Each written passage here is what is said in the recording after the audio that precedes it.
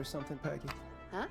Hear what? I thought I heard someone yelling, or, I don't know, a howl. Forrest, is this a joke? No, I swore I heard something.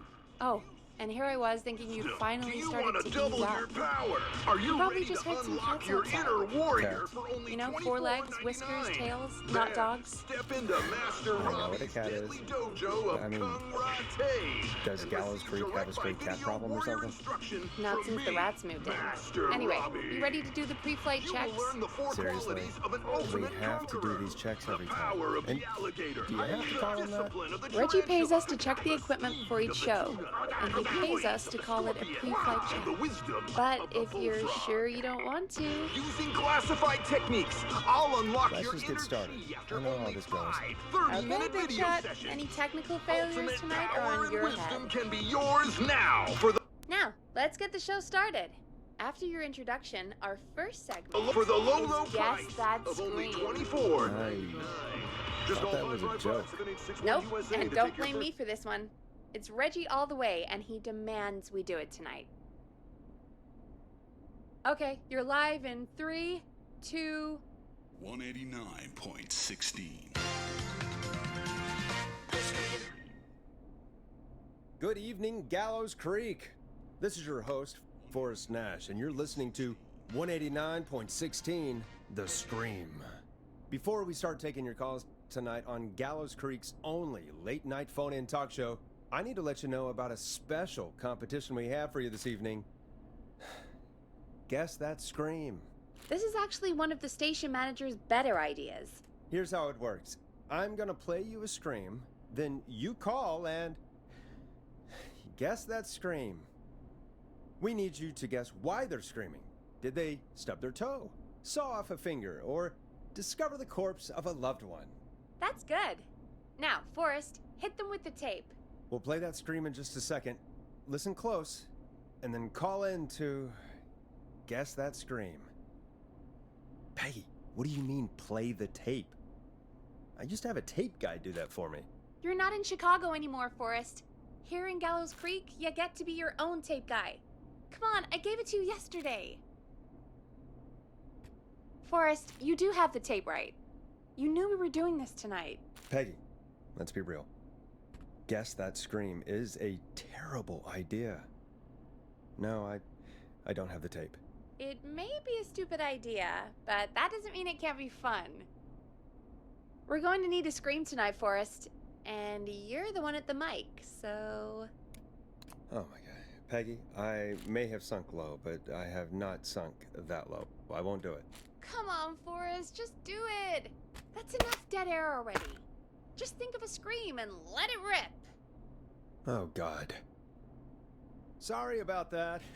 I'm back. Had to step away there for a second. Listen close, and then call in to guess that scream.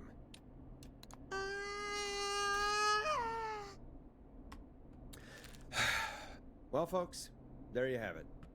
Call in with your guesses, and if you get it right, you could win 2 tickets to the amazing Maze Maze and 1 free fried dough. Fried dough. Just call in at 555-239-KFAM with your guess. Now, here's some music while you get dialing. Oh, God, Forrest, that was amazing. Thanks. I can't wait to hear what people think that was. How the hell did I get into this mess? Lighten up, Forrest. That's gonna be the highlight of my week.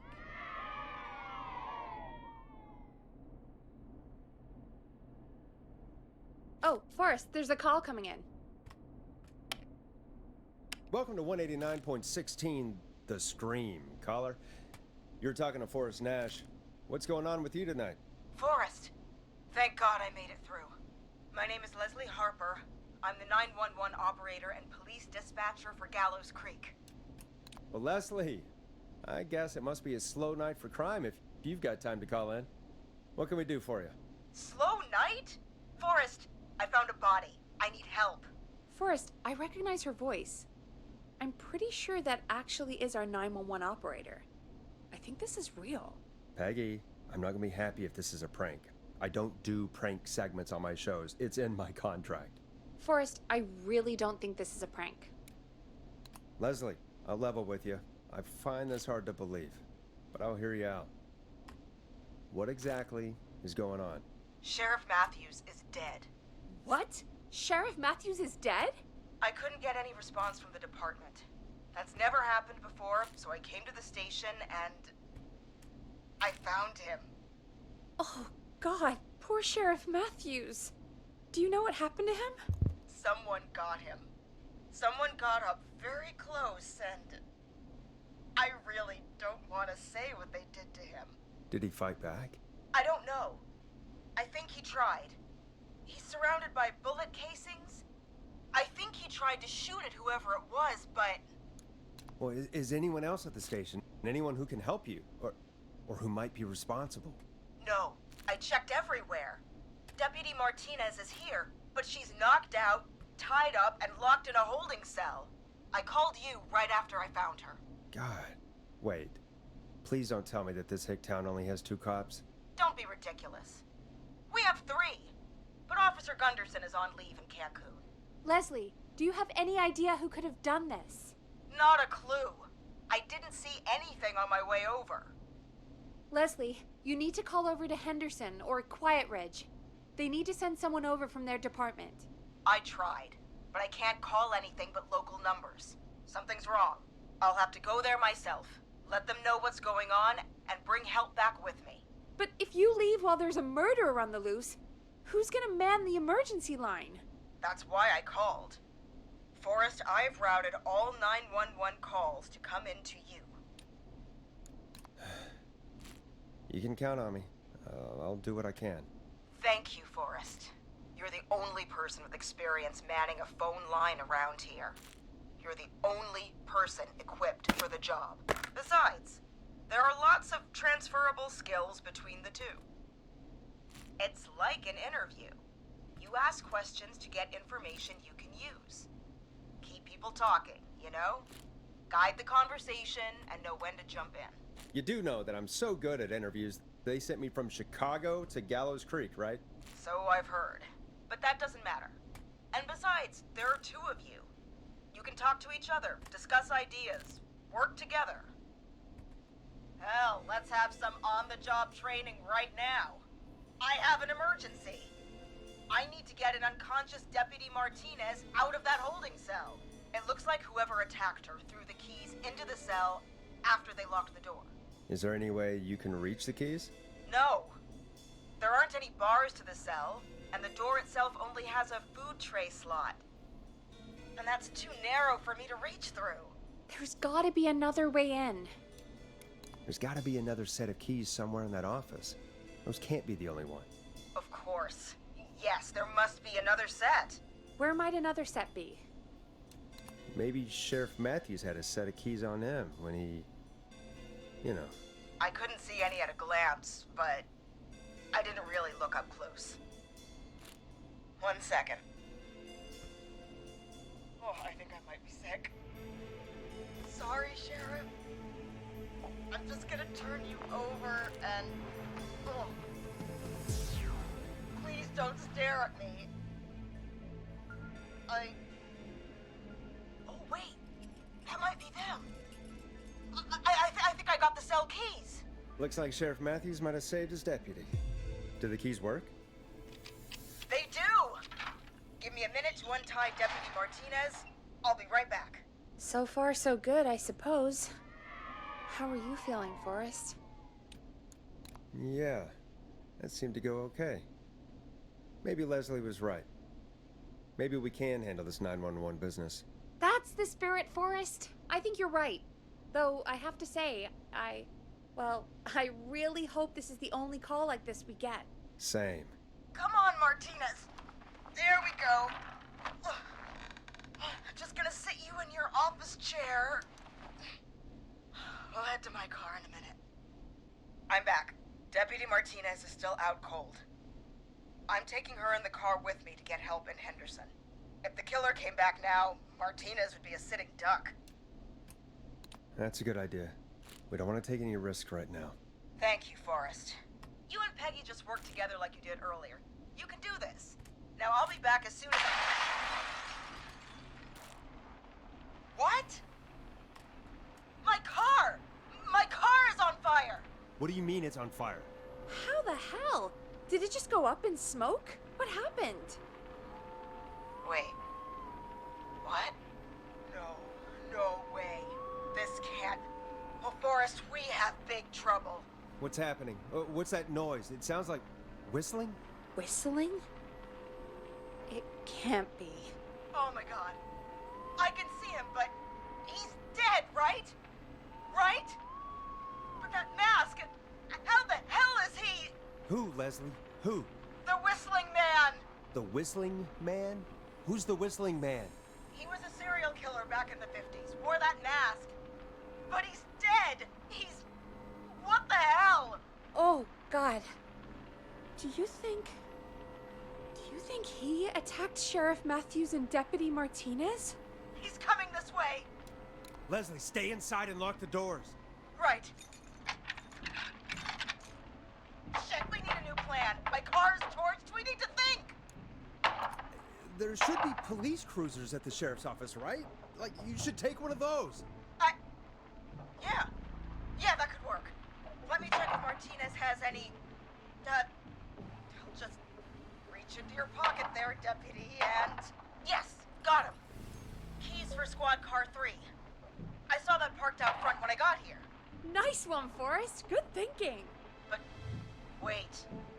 How am I supposed to get us to the car? The Whistling Man is right there. The sheriff must have a gun, right? Can you see it? There was a gun next to him. Let me grab it. Shit. It's empty. He must have emptied it trying to defend himself. There must be a weapon lockup in the station, right? Could you grab something from there? I saw it earlier, but as you might have guessed, it was locked. But maybe one of these keys I got earlier will help. Let me see. No, shit! None of the keys work. Are there any other weapons lying around that you could use? I didn't see anything earlier. Let me check Deputy Martinez's belt.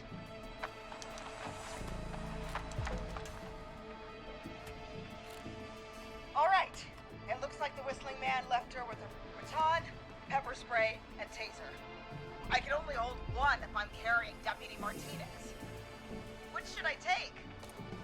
I mean, it's gotta be the taser, right? Got it. I'm just going to grab Deputy Martinez and then... Wait. Do you hear that? No, I can't hear anything. Exactly. It's gone quiet. No more knocking. Be careful. I don't like it. Me neither. But it's an opening, and I've got to take it. Okay. Deputy Martinez, if you can hear me, it's time to move.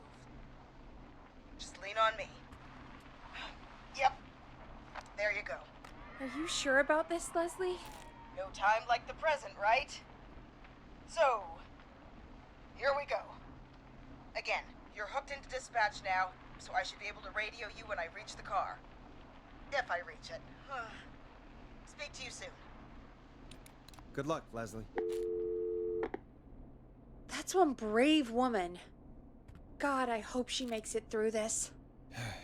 You know, I've got to say, this really wasn't what I expected when I came into work today. Well, they always say you have to be ready for everything in live radio. Oh, I think we've got Leslie back on the line. I'm putting the call through. Hello? Forrest? Peggy? This is Leslie. Are you there? Over. Hello, Leslie! So I guess you made it to the car then. We did. Deputy Martinez is in the passenger seat, still out cold.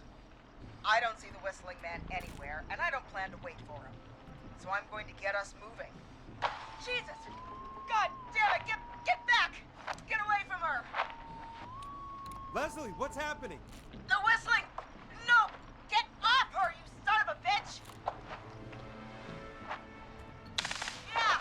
Take that! Leslie, drive! Don't worry. Sorry, Deputy Martinez. We're out of here. Leslie, are you two okay? Did you get away, or... Forrest, that taser, definitely the right call. Oh my god, I can't believe we escaped. Well done, Leslie. You saved a life. Just another day for you. Oh my god, yeah. But let me tell you, I prefer doing it from your side of the phone. Leslie, how long do you think it's gonna take to get help? Gallows Creek isn't Nowheresville, but it's pretty damn close. It's going to take a while, maybe 2-3 hours each way. Slightly less if I put my foot down. We'll do our best to keep everyone safe until then. Thank you. Just do what you did just now, and Gallows Creek is going to be okay. Anyway, once I'm in... Oh, I think Deputy Martinez is starting to stir. Forrest, Peggy, I've got to go. I'll be out of range soon, but I'll radio back as soon as I can once I got the cavalry. Take care, Leslie. Be safe out there. Good luck, Leslie. Feel better soon, Deputy Martinez.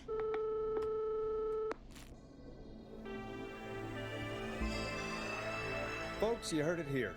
We've got a killer on the streets of Gallows Creek tonight. Please make sure to stay safe. And Leslie, we're counting on you. We're gonna get back to the show meanwhile. If you have anything on your mind or have any information about this Whistling Man character, then give us a call. We'll talk here on 189.16, The Scream.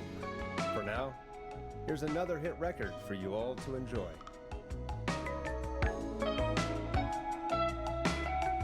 This is not what I signed up for, Peggy.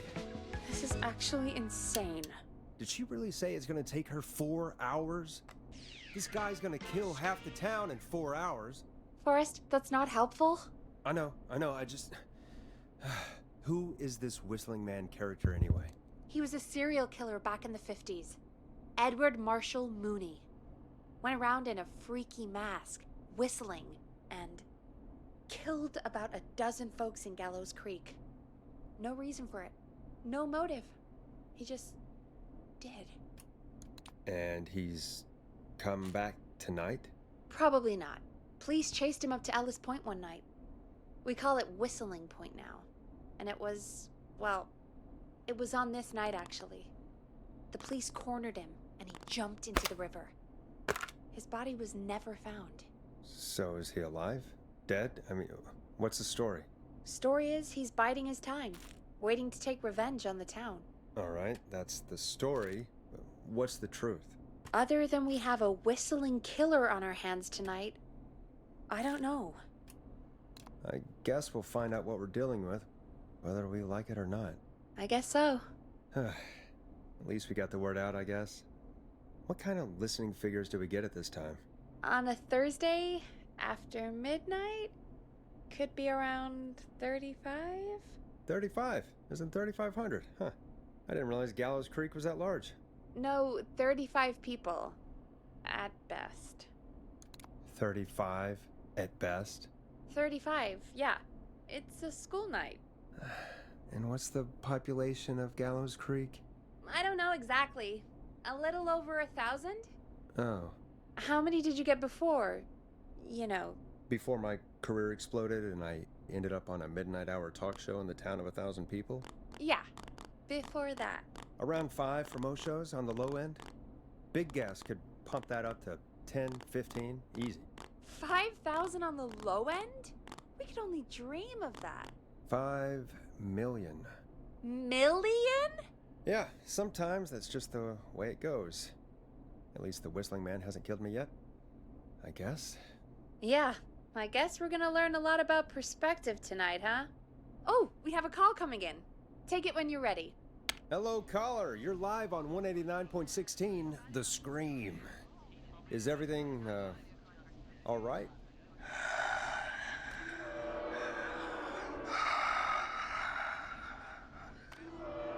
Who is this? Are you, hello? Hello?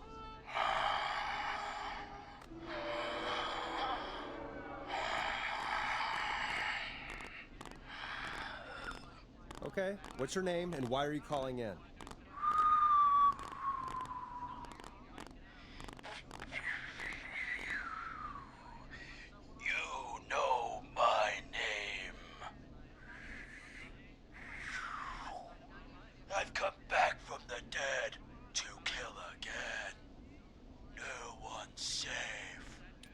don't have to do this, Mr. Whistling Man. You don't have to kill again. Oh, but I do.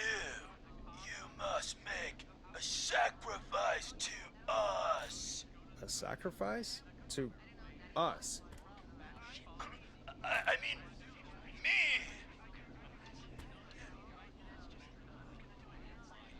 We want cheese-dusted pretzels. I mean, I want cheese-dusted pretzels. Or I'll cut your face off. Goddamn kids. I'm cutting them off. Yeah, cut him off.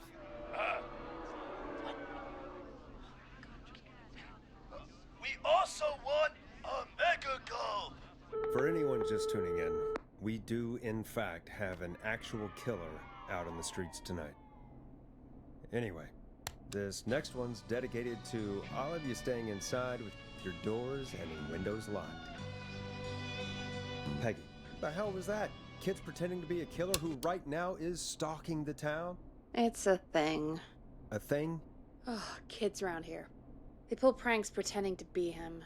By pretending to be this Whistling Man character? They think it's funny, but it's not. It's not funny at all. And there's no chance that our Whistling Man was just a prank. That Leslie... No, that's real. Christ. Let's stay positive. We still have a show to do. We already have another caller on the line. All right. Let's do this. Hello, caller. You're live on The Scream with me, Forrest Nash. What? I dialed 911. I need the sheriff right away. Okay, right. Well, I'm filling in for 911 tonight. What's your name and what's your trouble? My name is Sandra Sharp, and I need the cops now. I'm sorry, but the cops aren't coming. Leslie's on her way to Henderson for help. What? God. Listen, you've got to help me then. I drove to the edge of town for a jazz run, and now some psycho dressed like the Whistling Man is after me, knife in hand. Oh, God. It's actually happening. Where are you now? Did you escape to somewhere safe? Oh, I did, baby. I jazz ran all the way to my car and nothing flat. But I dropped my keys somewhere along the way. I never locked the door, so I've got a place to hide, but I can't get moving. Is there anywhere else you can go? Do you have any friends nearby? Oh, I'm not going back out there.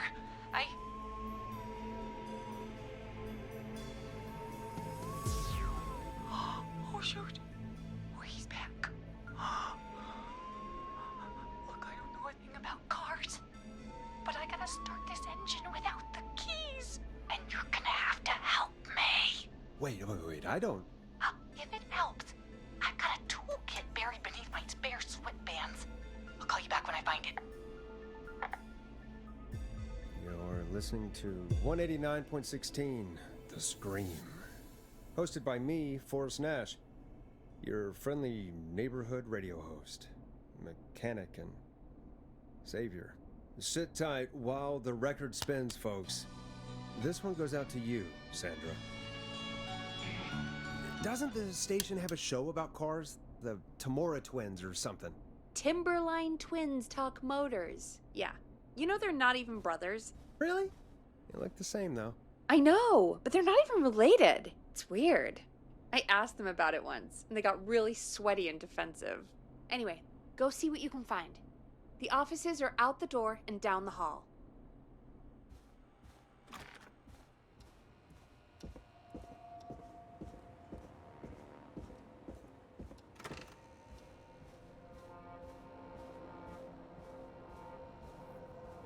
This has to be important.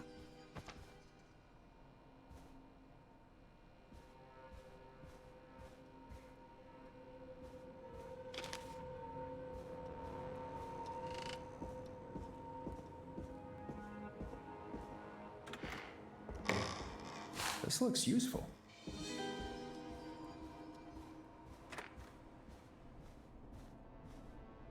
You find anything?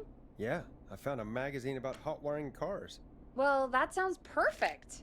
Caller on line 1. Thanks, Peggy. We're back with 189.16, The Scream. How are you holding up, Sandra? The creep's looking through the parking lot trying to find me. But I've got my tools, and I'm ready to get this hunk of junk moving. How do we start this baby? Unscrew the steering column. All right. Chest turn. Chest turn. 1, 2, 1, 2. Oh, God. How long are these screws? Okay. Cover's off. Okay. There's a bunch of wires down here all paired up, and oh, God, my heart is pumping. You're doing great. Okay. I can do this. There's a red wire, a blue wire, a yellow wire, a green wire, and a brown wire. Strip and twist together the red and yellow wires. All right. We take the red and the yellow, and we twist, and we turn. Oh, perfect. I also see pink and purple wire. What next? Strip the purple wire and brush against the twisted wires. Okay. We strip and we brush and... And it shines your body. Fantastic work, baby. Anytime you want to come down to the jazz studio, you get in for free. I almost can't believe it, but we did it. Nice work, Forrest. I bet Sandra is positively jazzed that you answered her call. You bet I am, baby.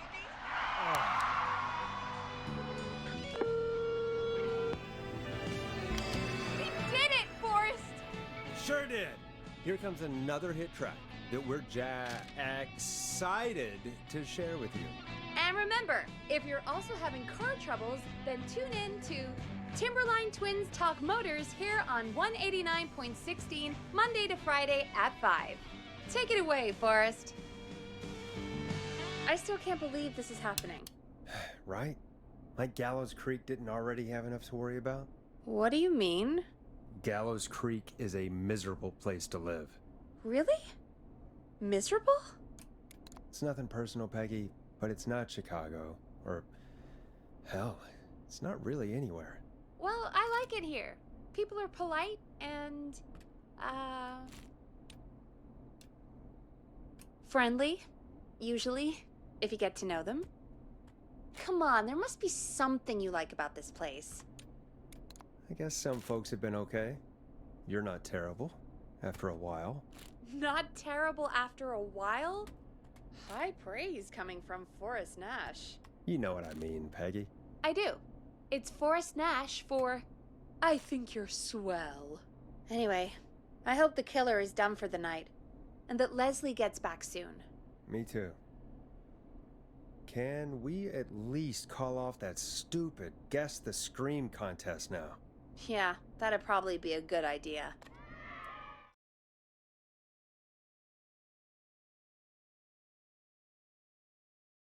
Caller on line 1. Evening, caller. This is Forrest Nash, host of 189.16 The Scream, and tonight's 911 stand-in. Hey, Forrest. My name is Brian. Brian Ponte. Brian Ponte of Ponte's Pizza. Hello, Brian. What have you got to say about what's happening? I'm so happy that Deputy Martinez survived. I've seen her a lot over the years down here at Ponte's Pizza. Oh, you did a really great job. And as a thanks for all you did there, I just wanted to tell you that I'm sending you some coupons for free pizza here at Ponte's Pizza. Wow, Brian. That's really good of you, but you really don't have to, though. Oh, it's the least I can do. And if you like it, well, you're in luck, because we're always running great deals that'll have you eating for pennies. Sounds great, bro. And let me tell you, the pizza we have is to die for. No. Poor choice of words tonight, I guess. That was pretty tasteless, I have to say. I'm sorry, Forrest. Well, I just hope I didn't put you or anyone else off coming on down to Ponte's Pizza. We've got a great special this weekend. our famous beer and pizza deal. Wait a minute. Come on down to Ponty's Pizza this weekend. You've just got to pay for one slice to get yourself. God damn it, you're just calling in to advertise your shop. Peggy, hang up on him. Done. Oh, real quick, before I forget, it's probably time we played a paid ad. Now, a word from our Becoming a sponsors. champion. Done.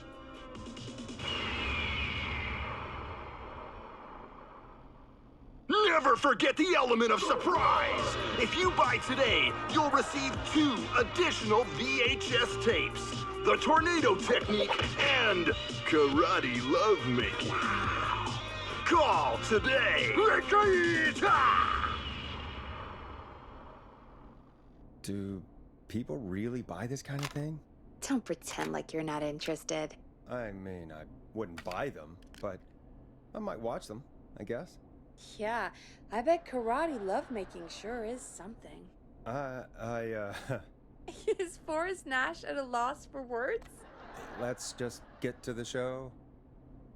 Wow, what a deal. Only $24.99. And I'm not just saying that because they're paying for the airtime. But unless they pay us more, then it's time to get the show moving along with our next caller. Welcome to The Scream with me, Forrest Nash. Yeah, Leslie. This is Maurice Russell from the Gallows Reporter. I'm at the office. This guy just broke in downstairs and... Wait. Forrest Nash? I want to speak to 911. Put Leslie on. What? God, another one?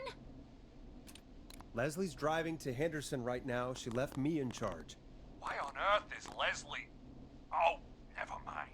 Just put me on with Sheriff Matthews. Sheriff Matthews is dead. Dead? What happened? Did you witness the incident? Are you willing to do an interview for the reporter? I can cite you as an anonymous source, if that's a concern. We're live on the air. Anything we say can and will be broadcast. Live on... Damn it. All right. There's obviously a lot more going on than I know. Yeah, there's a lot happening tonight. You said someone broke in. That's nothing to get worked up about. Some idiot kid just broke in, dressed as the Whistling Man. Heh, teens. They get worse every year. This punk wasn't even a disappointing twinkle in his daddy's eye when Edward Marshall Mooney stalked the town. But I was there. I covered it. Maurice, I don't know what's going on, but he's back. The Whistling Man is back. Don't be an ass, Nash. Every year this happens. They think it's funny. Not a big deal, old man. But they didn't live through the terror 30 years ago. Anyway, I know for a fact. Edward Marshall Mooney is dead. I don't know who I'm looking at on the security monitor. But if he killed Sheriff Matthews... Where are you now? I'm in the boardroom, upstairs. We got security cameras all around the building. You can watch them on any TV set here. And there's a set in the boardroom. Maurice, is there any way you can get out of there? I sure as shit hope so, kid.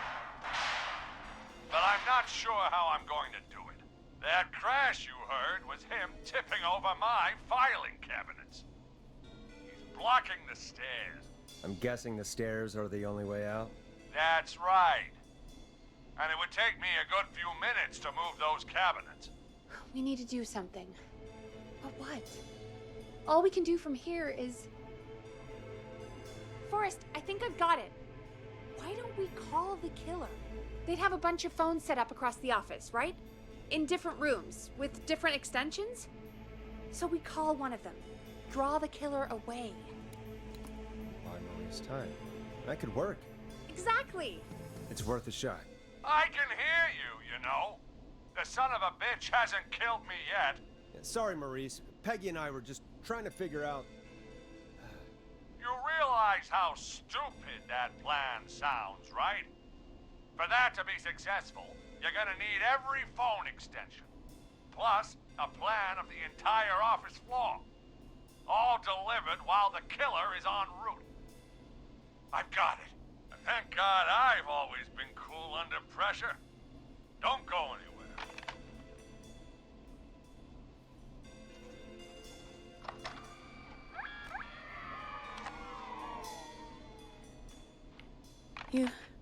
You don't think the killer got him, do you? Mr. Russell, I'm here. The freak's going to be here any second, too. Go check your fax machine. Don't let me down.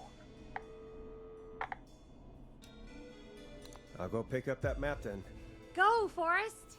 The fax machine's in the office on the other side of the hall. Thanks, Peggy. Be right back. Okay, go to the office on the other end of the hall. Grab the fax from the machine. Easy. This must be it.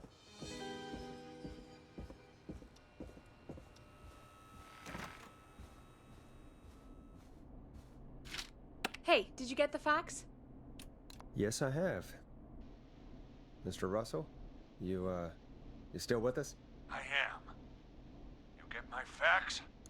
Yeah, I got it right here. Good. I knew you could at least manage that. Okay, folks, we're back on the line with Maurice. Let's see if we can help him avoid the Whistling Man. Here's the situation. The Whistling Man searched every room in the hall leading up to the boardroom. And now, he's in the office next door. It's now or never. This plan of yours better work. I'm ready on my end, Forrest. Again, we want to draw the killer away by dialing an extension number, and then move Maurice somewhere safe. So, what extension should I call? Call the editor's office. The extension is 03. Got it. I'll put the call through when you're ready. All right, Nash. Where do I need to go? You're moving to the kitchen. Yeah, that makes sense. Go somewhere he's already checked. Not bad, Nash. I'm ready to place the call. Are you ready, Mr. Russell? Don't have much choice, do I? Make the call. Yes, sir. Calling now.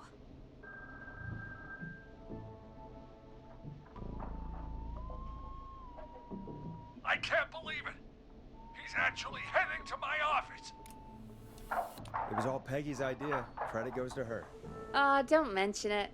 The coast is clear. I'm shutting off the TV so he won't see me on the security cameras. Then, making my move. I'll call when I get there. Do you think he'll make it okay? I'm sure he'll be fine. But now what do we do? We gotta find some way for him to get past that barricade. What do you mean? I don't think calling the Whistling Man is gonna buy Maurice enough time to move those cabinets. We gotta think of something else. Yeah. Maybe we could... Oh! Call incoming. You ready? Ready as I'll ever be. I put him through. Alrighty. Mr. Russell, are you there? I am. I don't think he saw me. I've got to give you credit for that, but I'm not out of the woods yet. Right, let's review where we are. So, the only way out is by the stairs, which the Whistling Man has blocked with furniture. Exactly. I can move the furniture out of the way, but not quickly or quietly. Could you lock him in a room? That'd probably buy you time enough, right? Maybe. But the damn fire regulations say every door in the office has to unlock from the inside. He'd be able to get out just as soon as... Wait. No. I got it.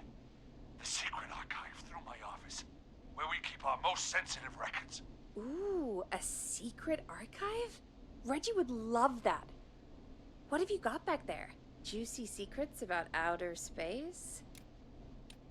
Peggy, I don't think now's the time to be playing around like that. You're right. Sorry, Forrest. Kids, we're in the big time now. I've got it all figured out. The secret archive. There's no lock on the inside of that room, only the outside. You can't break out. If we can get him in there, and I lock him in... We can catch the son of a gun. Exactly. Oh my god. Forrest, we might be able to end the nightmare right here.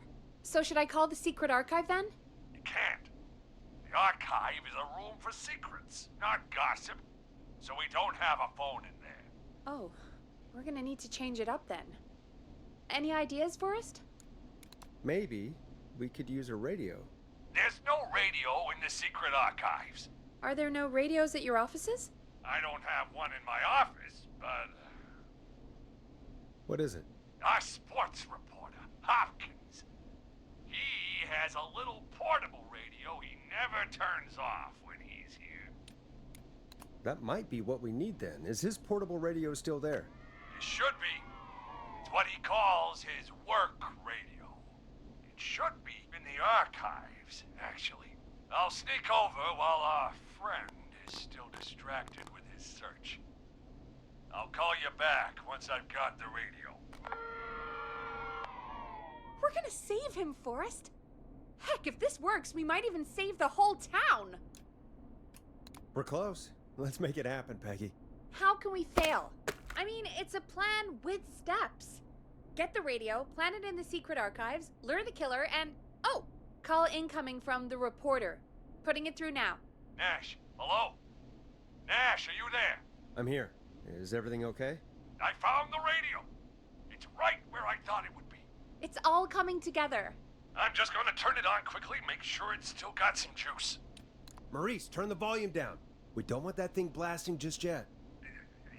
Yeah, I knew that, Nash. I was just doing that when you yelled at me. The radio works! If I make it out alive, Hopkins might just get that day off he wanted. He's earned it. Let's do it for Hopkins, Forrest. Wait. Ah, God damn it. If I can't have this stupid thing turned up, how am I supposed to draw the killer? I can't be in the room when it's on, or I'm dead. You just... oh, that's a good point. But wait, we're the radio. We can just be quiet until you're ready. If you can do that, then... yeah, sure. 189.16, I know that's your station number. But a good editor always double checks. Can you confirm that? You got it. 189.16. Good. I've got the radio on silent, but I'm tuned in. Now, I just need to get to my office. Sounds like we need to make another call, Forrest. Where should we send the killer? Call the boardroom. The extension is 04. That might work. The boardroom is fairly close to the editor's office, but we haven't seen the killer go there yet. Are you sure? I'm sure. Make the call. Okay, calling the boardroom now.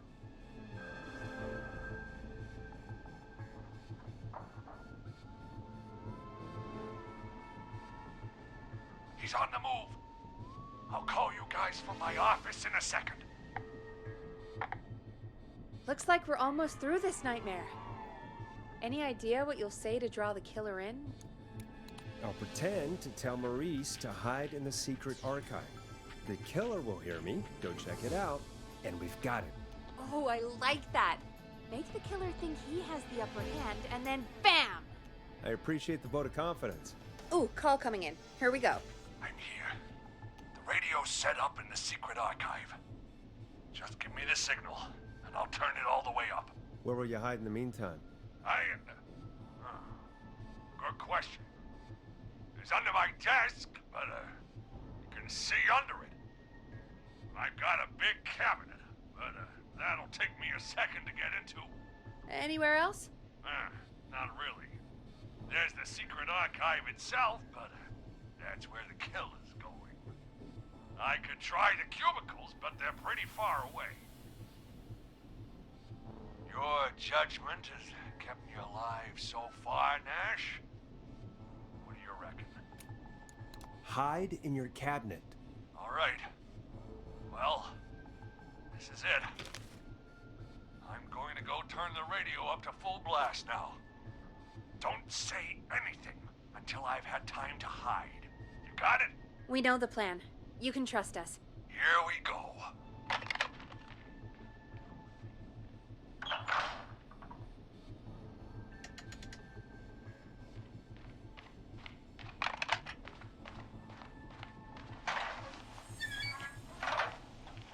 think it should be safe now, Forrest.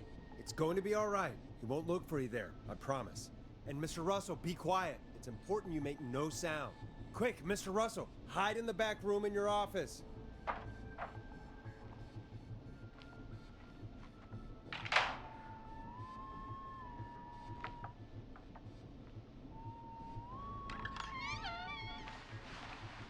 Listeners, this is Forrest Nash of 189.16, The Scream.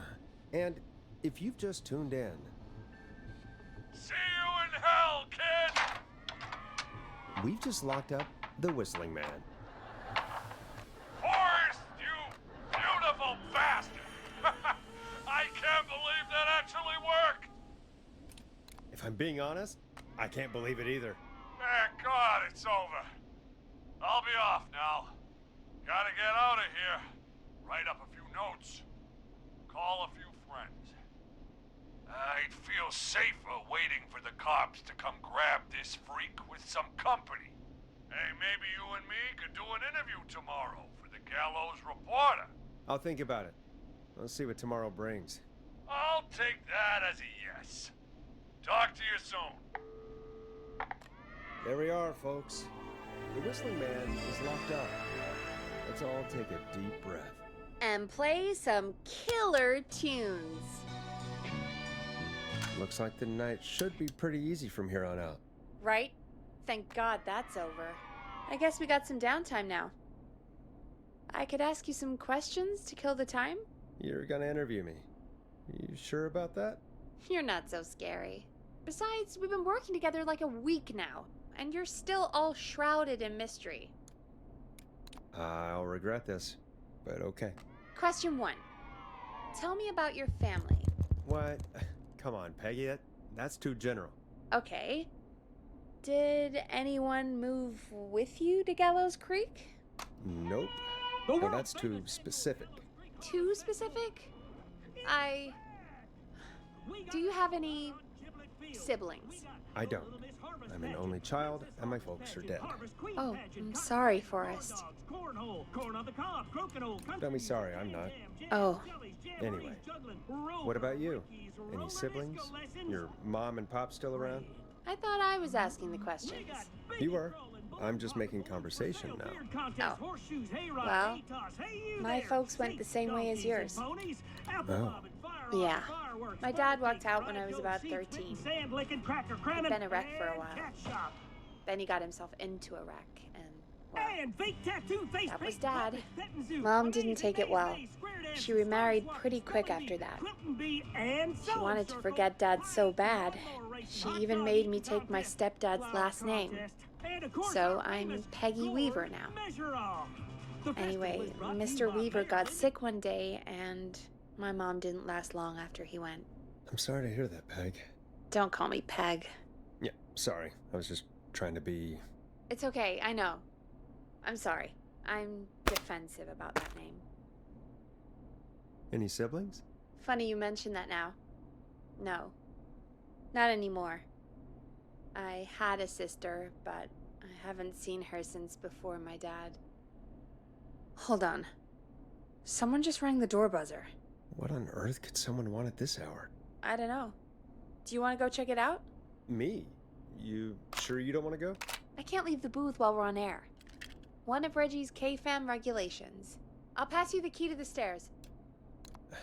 Gee, thanks, Peggy. The buzzer's on the front door. See you in a bit.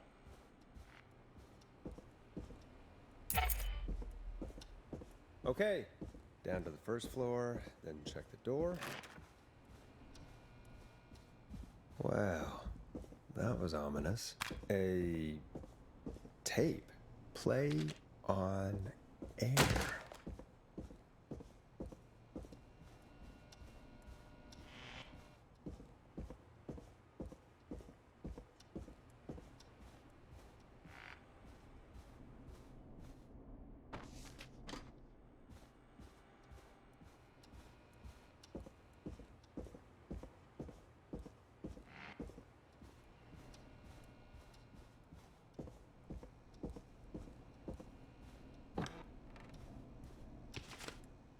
Nice. new music to play.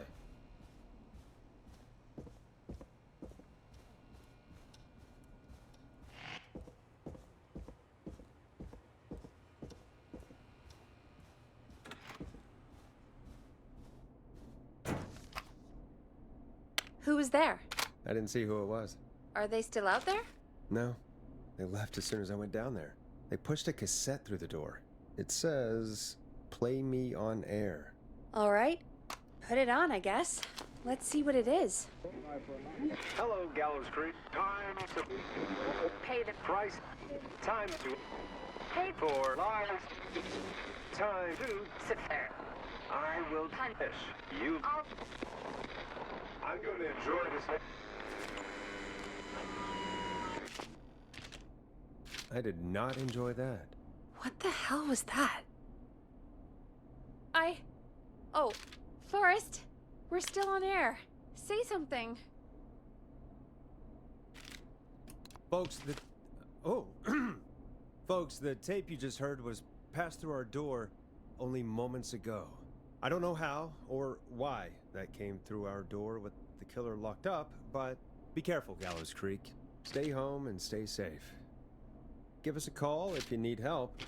You can get us on 911.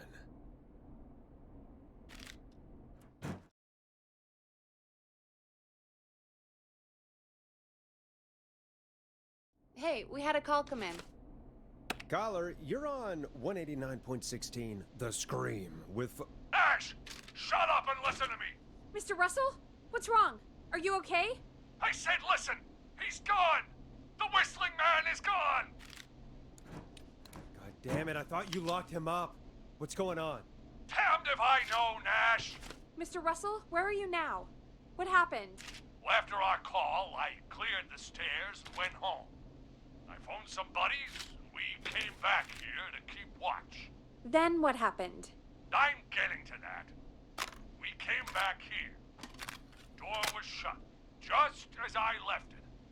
We had a couple of drinks, and, well, there was a bunch of us, and we were all armed. They thought we could teach the freak a lesson before the cops got him. I don't blame you. I would have been tempted to do the same. Have you both got a screw loose? You know what the Whistling Man's done tonight. This was not my idea.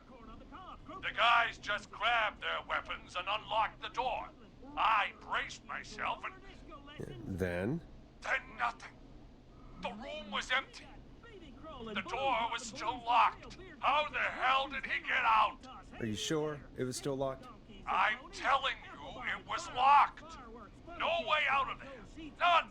Maybe. I mean, I know it's crazy, but if he's back from the dead, then... Do you think he's some kind of ghost, Peggy? It would explain things. I mean, how do we know he's not? Lawnmower racing, hot dog eating contest, flower Whoa, contest, did you say something, and of Maurice? course our famous Baloney. gourd I pie said girl. baloney. The festival is Look, brought to you by Mayor I don't Linda want Cartwright, anything sponsored more by to do Gallows with and Sons this. Factory and I'm dedicated to clearing the out of Dodge. And I recommend you and everyone listening do the same. He seems really spooked. Wouldn't you be if you got attacked by a serial killer who turned out to be a demonic spirit? He's not a demon, Peggy. Yeah, you're probably right. But what do we do now?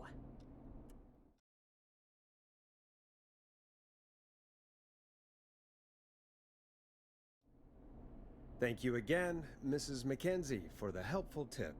The bagger at the grocery store cannot whistle. We'll remove her from the suspect list. Let's go to a break. I need you for a second. All right, folks. We need to take a quick break. This one's for all those folks out there keeping the hatches battened. All right, Peggy, what's up? I pushed a cassette under my door. Go play it. Sure. Just go get it.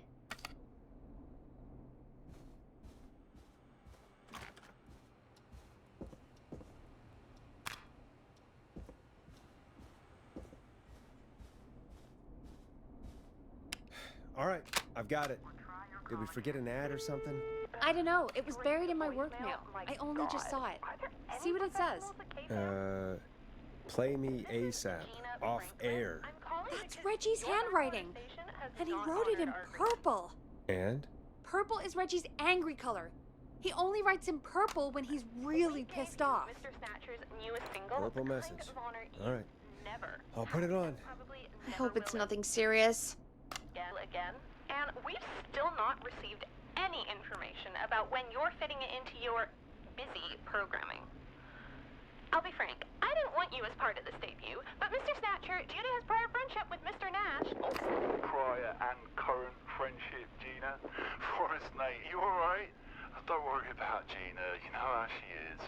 But yeah, can't wait for you to hear the new single, man. I think Final Breath is my best work yet. I really hope you and your listeners like it. And man, if you ever find your way this side of the pond, let me know. We'll have to catch up. damn it, Roddy.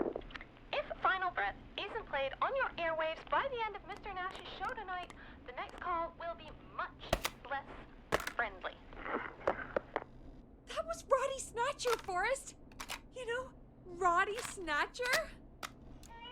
Yeah, Famous Roddy annual and I are Gallows old Creek friends. Harvest Festival. I love Roddy. It's back. I will always find you We was my got it all song. out on Giblet Field. wish we We still got had it in the Little Miss rotation. Harvest pageant, Oh Princess my Harvest God, I pageant, can't Harvest believe Queen you know pageant, Roddy cotton Snatcher. candy, corn dogs, And I can't cornhole, believe you corn didn't on the tell me cob, he sent you crokinole, his country new music, single. Can Jam, We have to jellies, play jamboree, Final Breath. juggling, Where is it? roller, Ricky, I found it earlier, roller hidden disco away at lesson. reception.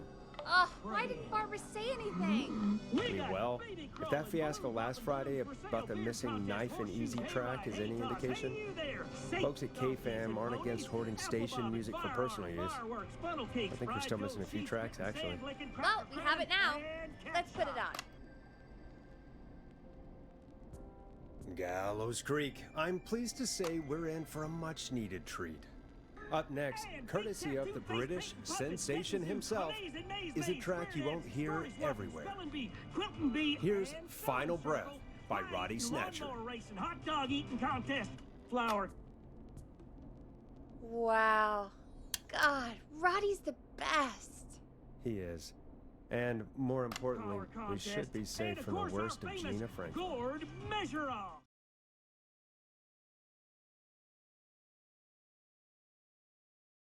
Shoot, Memory I just of noticed we have a Garrett caller Myers. waiting. I really hope it's nothing serious. Evening, caller. This is Forrest Nash, host of 189.16, The Scream. And tonight's 911 stand-in. This is Murphy! Hello, Murphy. What have you got for us tonight? Two things, Forrest. First, happy birthday to my son, Fernando. He's 3 today, and man, being his daddy has changed my life. I've learned how to live, how to laugh, and most importantly, how to love. Aw, happy birthday, Fernando. Happy birthday, Fernando. Thanks. And now, my other thing. I'm putting the word out to this so-called killer. You think you're tough, huh? Big man with a big knife, huh? Ruin. Come face me, a true warrior, at the Gallows Waste Disposal Plant. Guess what? Oh boy, here we go. I got all the tapes in Master Robbie's Dojo series. So get ready, Whistling Man. You just let loose the junkyard dog. Oh no. And there he goes. Ladies and gentlemen, keep your fingers crossed for Murphy as he tries to become our hometown hero. Although, having heard that Master Robbie ad earlier, well, don't get your hopes up too much. Anyway, we'll be right back after this commercial. Tragically taken from us last festival. I can see why it's world famous. It's a highlight around here, Forrest. Oh, I am sorry to hear that, Peggy. All right, folks, welcome back to the show. We have a note from my producer. That's right. Come find me at the Harvest Festival tomorrow to grab your choice of a KFAM mug, sticker set, or poster. Let's see what our next caller would choose. We got a caller. You know what to do. Hello, caller. You're live on the stream with me, Forrest Nash. Hello? Who is this?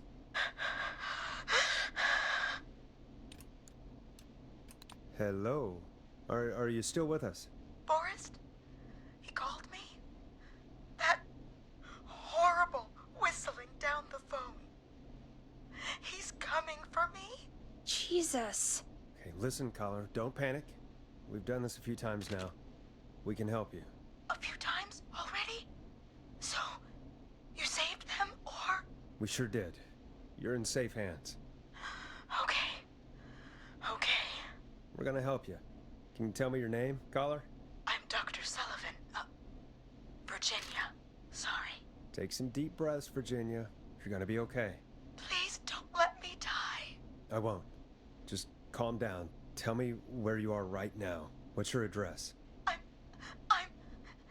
Oh, God. Is there a neighbor you can call for help? No. Everyone's away tonight. There's just a fraternity down the street. You live by a frat house. Yes, they're having a party. That takeout coming in all night. One covered in beer cans. They're getting wasted, and I'm about to get... Oh, God. Virginia, what's the name of the frat? It's... Oh, God. I can't think. I can't. Any idea what the frat might be, Peggy? If I knew where she was, I might know, but... Wait, the takeout! If we can get takeout to the frat, we can get a message to them to go and help. Virginia, who did they order takeout from? I don't know. Don't worry. We'll figure it out. I can't do this. Well, folks, seems like our Virginia hung up. While we try to figure out what takeout to order, here's some music for your own midnight snacks. Peggy, what places do takeout in Gallows Creek? Off the top of my head? Well...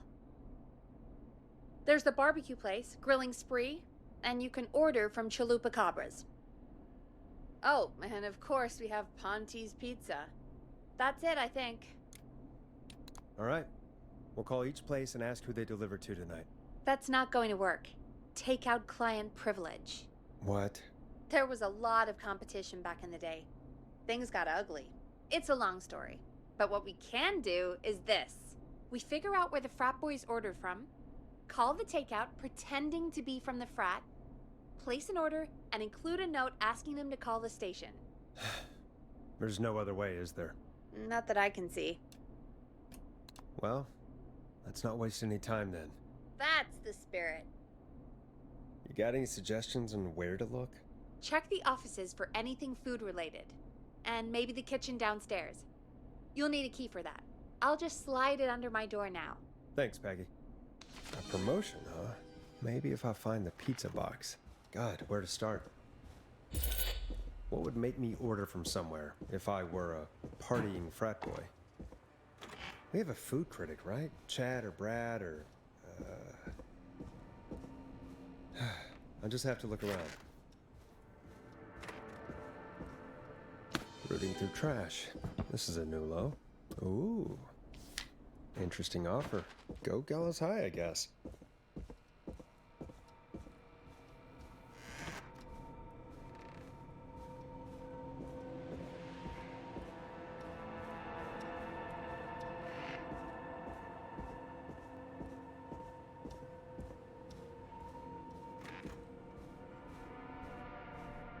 Hey, find anything useful?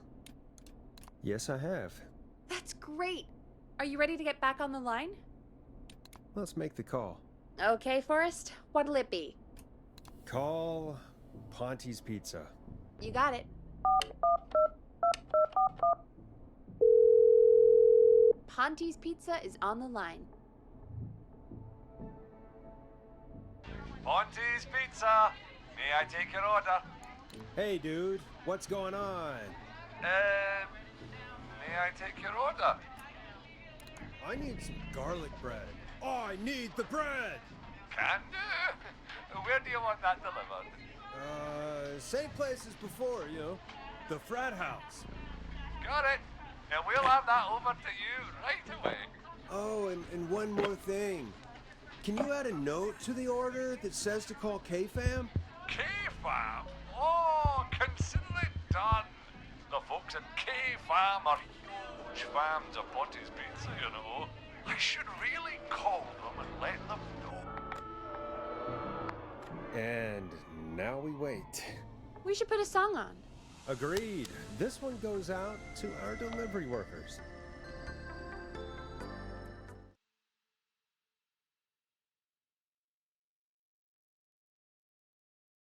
Which of the takeout places would you order from? To save Virginia? No, where would you actually eat? Teddy Oh, Gallows Jr. I is mean, a they're family all man, pretty equal. a devout Christian, and a proud patriot. You mean equally Teddy good? Gallows Jr. Yeah, is Gallows not Creek. Ponty. He's Like his father Not and all his Ponty. fathers before Right. him. So Teddy between Gallows Grilling Jr. Spree and has worked Chalupa hard to Coppers. create I jobs, mean, it depends. improve infrastructure. Do I want a plate full of make meat? Gallows Creek a Or good do place I want to raise a really, family. really good nachos? Unlike current It can change mayor depending on the Linda day, you know? Teddy Yeah, fair Gallows enough. Jr. lives Maybe in I- Gallows Creek. Hold that thought for us. He's our We've neighbor. got a call coming in. Hello, caller. You're live on The Scream with me, Forrest Nash. Hey, this is Fratman Plunker! We got some garlic bread and a note to call this number. Yes! Plunker, this is Forrest Nash from 189.16, The Scream. And Is this Goose? Oh, man. It's totally you, isn't it, Goose? This is such a Goose prank. sure, whatever, it's Goose. Now listen, Goose, dude, get your ass to the party. We got so much beer! listen, I need you to. Goose, come get beer. Your brothers are waiting for you. I'm not Goose. How can I prove this to you? Let me get a second opinion on this. Norman the Barbarian! What do you think?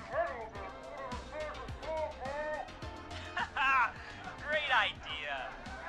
Norman the Barbarian says only the Radio Man can dream. So, play us the flow. Wait, really? What? The flow? Norman the Barbarian demands it. Okay, I'll play the damn song. Oh, shit! Okay, Radio Man. You got my attention. What is it? Thank God. Listen, you've got to get over to your neighbor's house. All of you. Just. Say no more. Plunker's moving the house. Forrest, line 2. Hello, you're live on 189.16, The Scream. Forrest, it's the killer. He's at the door. Grace. Oh my God, it's you, isn't it? God, I didn't talk, I promise. Whoa! The party has arrived! Oh, thank God. He's gone and... Oh! Oh, is that you, Radio Man? Don't worry, we brought the beer. Good times are here. I could use a drink. Thank you, Forrest. You're welcome, Virginia. And thank you to Plunker and his fraternity brothers. Some heroes wear capes, some wear sheets as togas. Hey, Forrest, did you hear what Virginia said earlier? What was that all about? Clive, I didn't talk. Do you know what she meant? There's a janitor here at the station named Clive, but your guess is as good as mine. All right, folks. Seems we may have a lead. If any of you know a suspicious Clive, then please call in. It could save lives. In the meantime, looks like we have another caller. Hello, caller. You're live on The Scream with me, Forrest Nash. It's great to speak with you, Forrest. As a local small business owner, I find this all horrifying. A killer roaming the streets of our fair town? Ooh, terrible. I hear you there. It's a scary time for everyone in Gallows Creek. How are you holding up? You somewhere safe tonight? Yes, Forrest, I am. I'm here at work in my small business. It's a safe, family-friendly place. Oh, what small business do you own? Oh, well, I'm not really big on promotion, but since you asked, it's Ponty's Pizza! The best and only pizza place in town! Come on down and get yourself a cracking deal on our 2-for-1. God damn it, Ponty, no! No free ads! I mean, I guess we can't be that mad at him. Calling Ponty's did save Virginia. I can be mad, Peggy. That sort of thing just... I can be mad. Look, he's gone now. We already have somebody else on the line. Just take a deep breath and let's keep going. Evening, caller. This is Forrest Nash, host of 189.16, The Scream. And tonight's 911 stand-in. Hi. Sheriff Matthews. Hello? After years. Am I on air? Sure are, caller. What's your name? And what have you got for us tonight? Name's Eugene Stein, and I've got a heart full of love, Forrest. I'm hanging out in the middle of the maze, listening to your show, looking up at the stars and waiting for her. You got a special lady coming out to see you. Yeah. Molly. We planned to get lost in the maze tonight, to take our first journey together into the love labyrinth. That's why I'm calling, actually. I thought she'd be here an hour ago. And since I've listened all night to how cool you play it, I thought you were the perfect guy to ask. Should I call her up and ask if she's coming, or wait and see? For real, kid? If you've been listening all night, do you really need to ask me? Yes, that's why I'm calling. Ah, what the hell. Stay and wait. Forrest, that's a terrible idea. Eugene, please go home. Your parents must be worried sick. My parents are dead, actually. But, Oh, jeez. yeah, I guess it's not the night. Hang on. I hear some rustling. I guess she came after all. Molly! I'm in the middle! It'll take a little while to get here, but, thanks again, Forrest. It's been good talking. Wait a second. Molly can't whistle. No, this is supposed to be the best night of my life! Not the worst. Stay calm, Eugene. We'll get you out of this. Carm! I'm about to die a virgin! Listen, Eugene. Breathe, hide, and call back in a minute. We'll get you out. I'll do it for Molly. But please, hurry.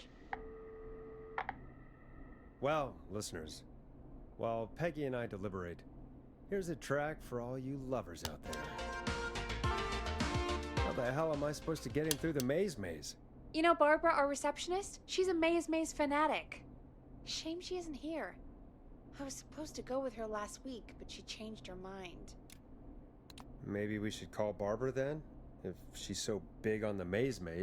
We could, but I don't actually know her number. But she probably has maze stuff somewhere. Go and see what you can find. That'll hopefully be enough. Which one is Barbara again? Barbara! You know, Barbara!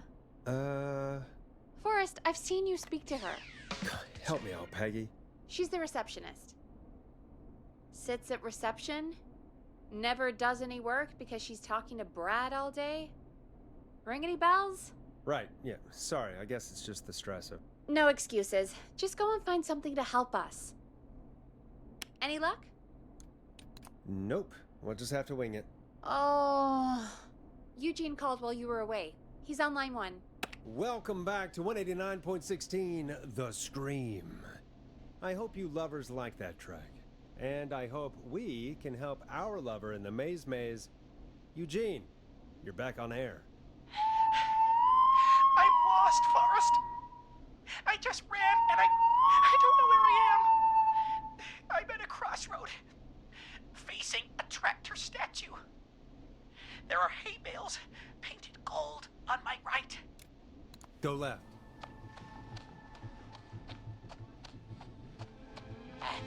Okay. I went left, then tried a right. I have a pigsty statue in front of me and a creepy rocking horse on my left. Go backwards. Oh, God. Why didn't I just invite her over? I'm at a crossroads. There's a pitchfork statue up ahead. Which way? Go left. Oh, this wasn't how tonight was meant to go. I just wanted some love. There's a tiny barn in front of me and a scarecrow behind me. Nothing to my sides.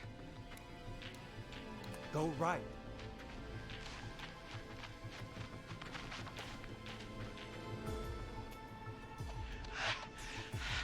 I can't run much more. I just passed a corn silo. Didn't see anything else.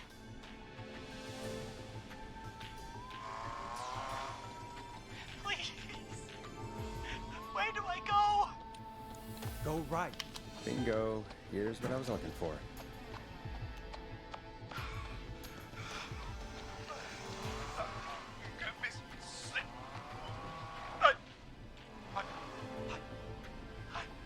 I'm out. And my bike's still here. Oh, thank you, Forrest. I love you, Molly! That was tense. I think I held my breath the whole time. I think it went pretty well, all told. I think you're right. By the way, why do you think Molly missed their date? Do you think she's okay? Unfortunately for Eugene, I think she probably never left home.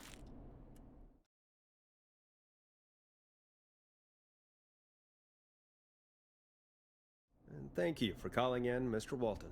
We'll make sure to add the town librarian to our list of suspicious Clives. Remember, report a Clive to stay alive. Next caller is up, Forrest, so take it away. Caller, you're through to Forrest Nash on 189.16, The Scream. Hey, wonderful show tonight, Forrest. Well, that's kind of you to say. Thank you. What's your name, caller? You can call me Dawn. Could you play my tune, Forrest? Your tune. Sure. Long Ride Home. That old song. Sure. We got it. I think I played it the other day. Thanks. It'll be good to hear it again. All right, folks. Coming up is that old classic. Forrest, I don't think you're gonna find that song. What do you mean? I played it a few nights ago. I know, but, we don't have it anymore. What are you talking about? I threw it away. You threw it in the trash? No, I threw it out the window earlier today. Fair enough. Can't say I blame you. Thank you. It's a terrible song. And Brad had it on repeat all afternoon because he knows I don't like it. So I grabbed it and threw it right out of one of the office windows.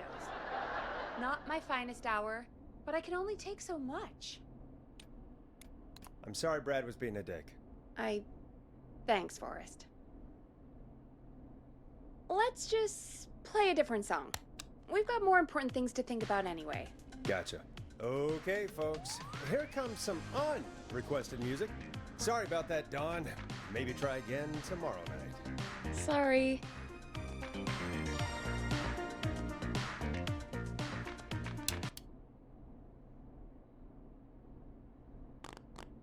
Of all the songs to request, why'd it have to be that one? Gee, Peggy, what did the barn finds ever do to you? Wrote that song, for one. It gets real old when you're forced to listen to it on repeat for years. Why couldn't they just request Roddy? Oh, Forrest, scrap the song. We have another caller. Sorry to cut the music short, folks. Callers take priority tonight. Welcome to 189.16, The Scream. This is Forrest Nash. Forrest? Oh, thank God. It's me again. Murphy. Hey, what brings you back? Oh, the killer got me, man. Why did I ever trust a guy named Master Robbie? That's not important right now. Just tell me what happened. Goddamn piece of... He came to the Gallows Waste Disposal plant. Beat on me, man. Carried me inside and locked me in a dumpster. I got a flashlight, but... Oh, goddamn. I smell smoke. I think he started a fire. Hold on, Murphy. We'll call for help right now. You gotta hurry, man. I need someone here now, or I'm gonna die. Peggy, get the fire department on the line. On it. All right. Now just... Come on, pick up. Cartwright is trying to force Hi. into Yes, early I'd like to report retirement. a fire over at the Teddy Gallows Gallows Waste Jr. Disposal doesn't plant. believe in It's an keeping a emergency. good man out of a job. Teddy Gallows Jr. believes in the What do you mean American it's dream. not operational? Does Why Linda is there Cartwright? no backup vehicle? Oh, God damn it! Forrest, that evil son of a bitch slashed the tires on the town's only fire engine. They can't do anything. But I have a few friends who live nearby. Maybe one of them can save Murphy. Where do they live? My friend Alex lives on the corner of Haddonfield and Romero Street, and Catherine lives on the west end of Myers Lane. And there's Jericho on the east end of Myers Lane. But he's old. Really old. Okay, I'll check the map, see who would be best to do this. All right, Forrest, who should I call? Who can help Murphy? Call Catherine. All right, give me a second.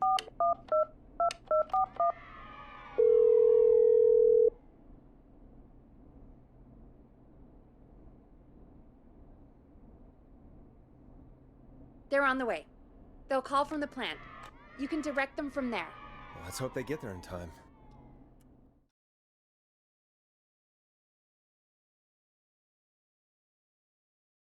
Call coming in. It's Catherine. She and Murphy are now both on the line. Hello, Catherine, are you there? What's happening at the plant? The whole damn thing is up in smoke. God damn it. I'm going in. Oh, my reception is terrible in here. God, my eyes sting. Go to recycling. Recycling. Got it. Come on, Catherine.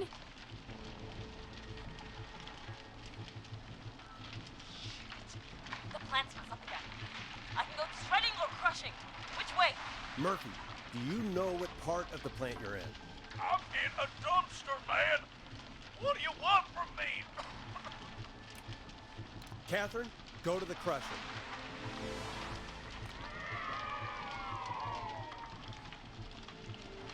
Okay, it's super loud.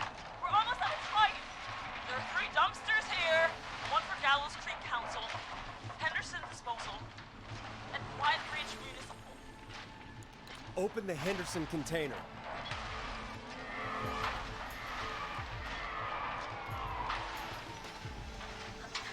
The lock is I found him! Thank God. Let's hold ass. It's coming down! Oh, shit!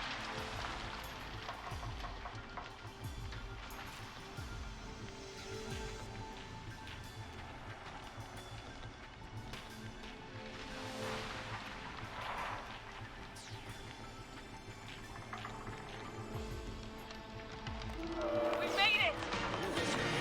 Oh, man. You saved my life. Thank you. Thank you.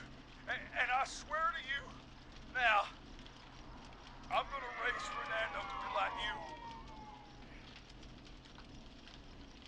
And I'm getting my money back from Master Robbie. Hey, you just get home to your son, okay? Will do, Forrest.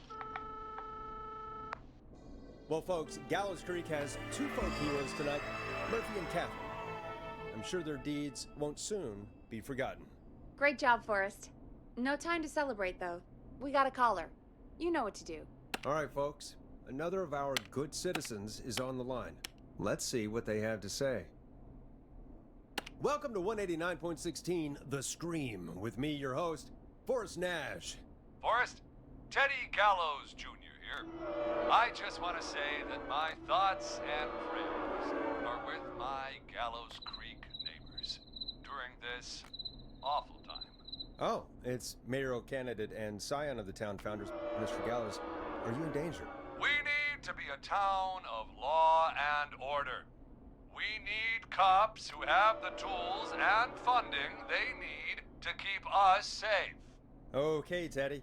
I know you're an outsider to our little town here, Forrest. But you're really stepping up to bat for us all tonight. I just want to say thank you for taking a swing for Gallows Creek. Jackass. Teddy, this isn't the time for your political ads. Stop. I just want to make sure our town is safe and prosperous. That's why the Gallows Family Factory, founded by my father, Theodore C. Gallows, God rest his soul, which employs over 200... Teddy, unless you've got an emergency, I'm cutting you off. You know what? I do have a problem. A problem that's ruining our town. You know what it is? Yeah, how about the goddamn serial killer? The problem is that woman, our current mayor, Linda Cartwright. Oh, here we go. She just isn't one of us. Linda Cartwright is un-American, unstable, and... You're not better than anyone, Teddy. Just because you inherited half the town, Your producer sounds a little unstable, too. Don't you dare speak to me that way. Cut him off, Peggy. I can guarantee this kind of thing will not happen when I take office. The moral decay of... And that's enough of Teddy Gallows Jr. for one lifetime. I always feel disgusting after hearing him talk. Just play an ad for us? I need a minute. We'll be right back after Help these Teddy messages. Gallows Jr. keep Gallows Creek a good American town. Help him become mayor. Take a swing for Gallows Creek. Vote for Teddy Gallows Jr. My name is Teddy Gallows Jr., and I approve this message. God, what a jackass. 100% grade A asshole. Linda Cartwright isn't super herself, but she's not... Yeah, we don't have any more of those ads to air tonight, do we? No, just the one. Good. I have to ask, though. Take a swing for Gallows Creek? He set the home run record for Gallows Creek High. Of course he's one of those guys. Yep, he played lots of sports back in the day, and he never lets anyone forget it. Right.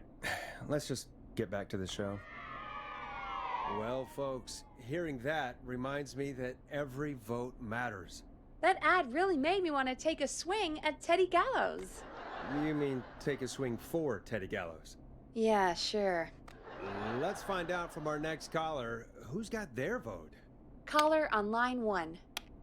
Hello, caller. You're live on The Scream with me, Forrest Nash.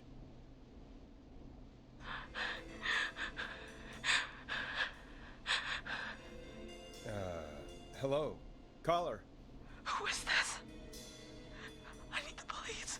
I'm Forrest Nash. I'm standing in for 911 tonight. What's wrong? There's a guy hunting me and my friends. I think he's killed some of them already. That's him. He's just outside. I can see him from up here. God damn it. She's just a kid. Is there a way out? Can you run? Oh my god. Oh my god. You stay with me, kid. Focus. I can't do this. Yes, you can. Focus. Tell me, what's your name?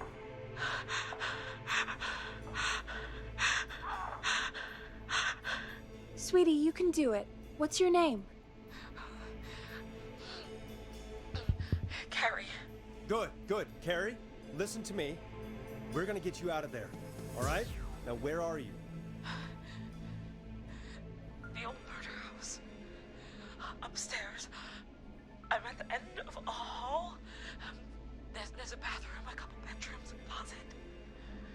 Oh, he's coming. Where should I go? Go to the bedroom. Okay, I'll...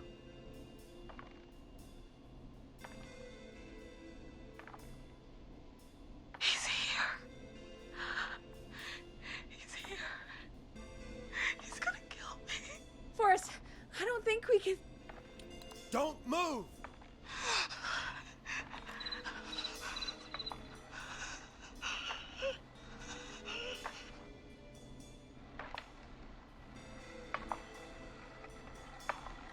Oh no! Oh no! Ah! Oh no!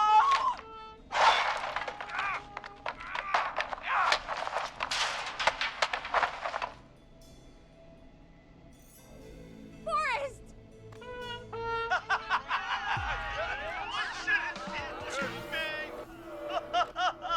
What? What? What?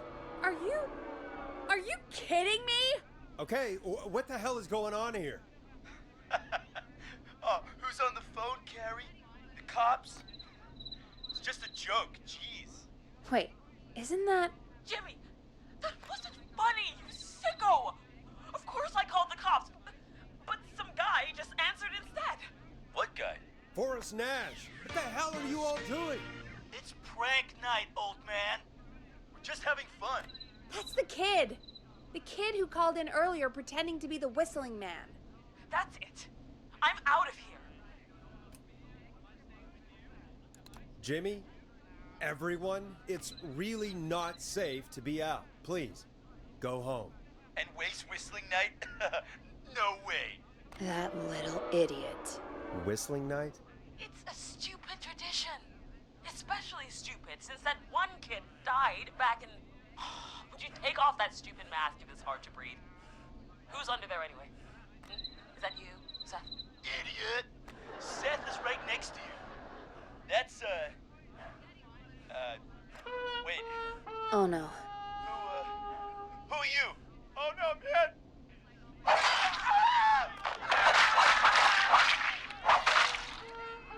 Everyone, get inside! Everyone, run! You two, barricade the door. Scott, Heather, you barricade the back. As long as he's out there and we're in here, we're safe, right? You bought time, but not much. Forrest, we have to... Heather, I already called the cops. Forrest picked up. He's the best we're gonna get. Who is with you, Carrie?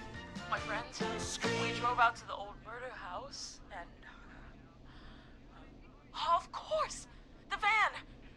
Who's got the keys? Jimmy had them. Jimmy. Oh.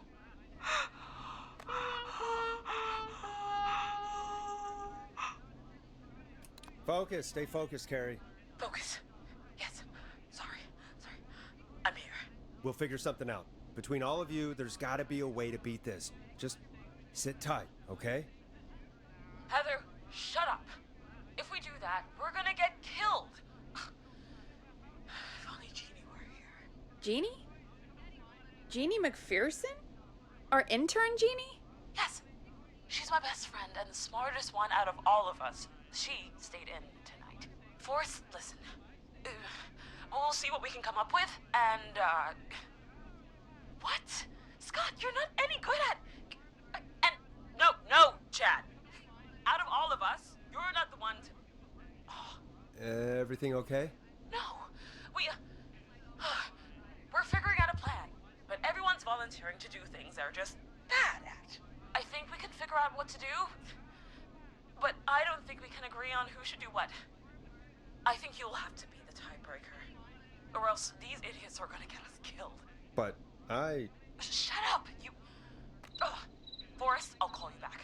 But I don't know anything about your friends.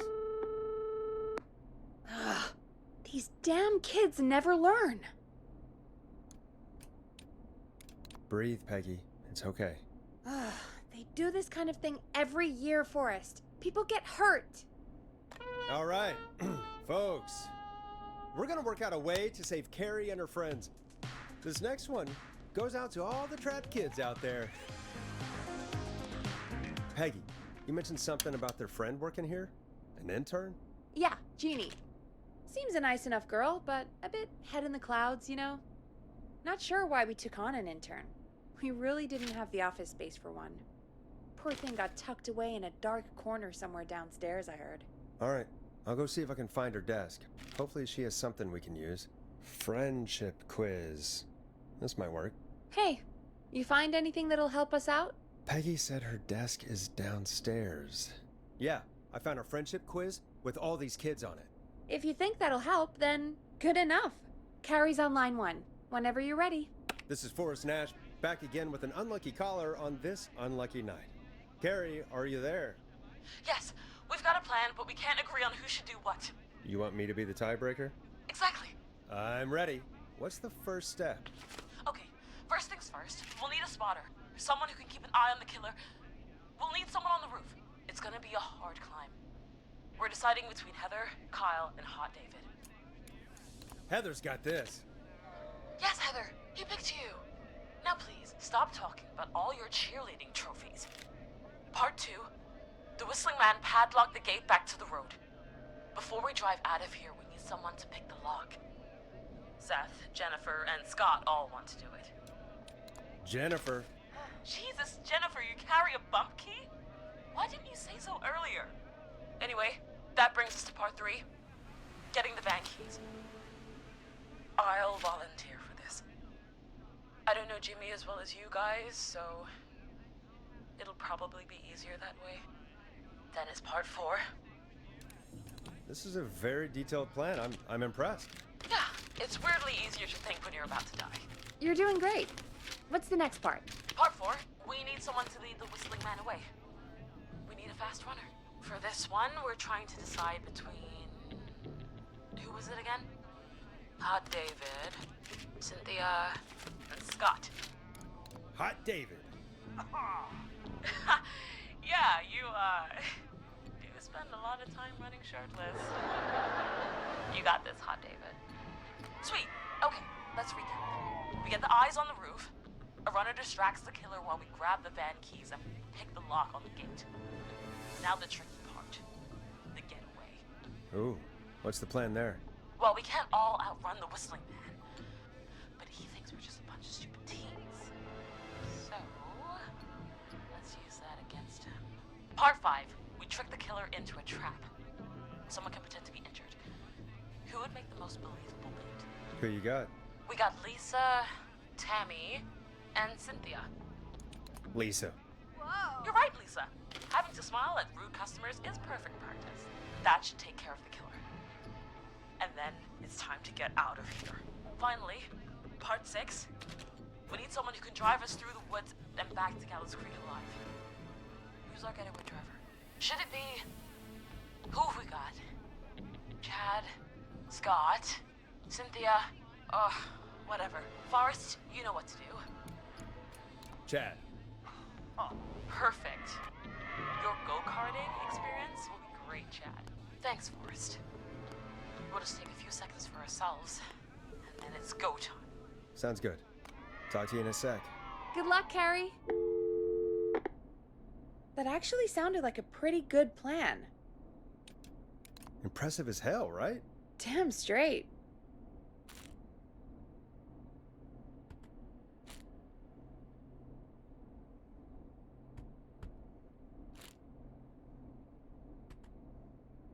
Oh, the kids are back already. Line 1 again.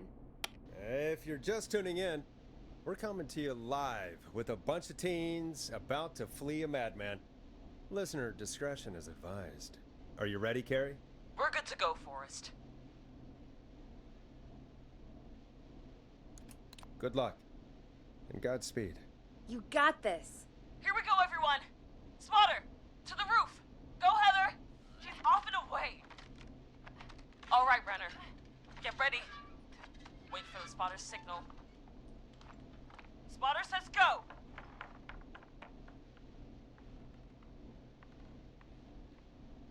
Wait. Lockpicker, go. I'll get the keys off Jimmy.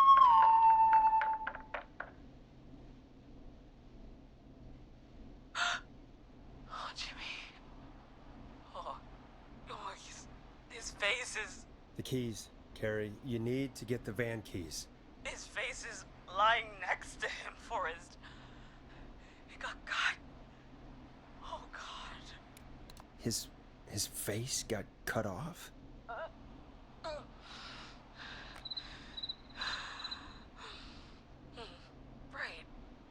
Right. The van keys. Got him. It's Jennifer got the gate unlocked. And Hot David should be back any second. Perfect. It's working. I can't believe it's actually working. You're doing great. Focus. You got this. We got this. Next step, trap the killer. All right. Wait. Get into position. Everybody else, hide.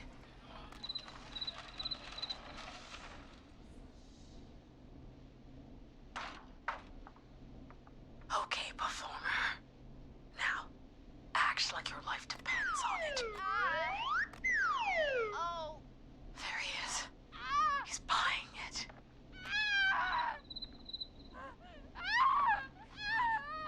Now! Push the bookshelf over!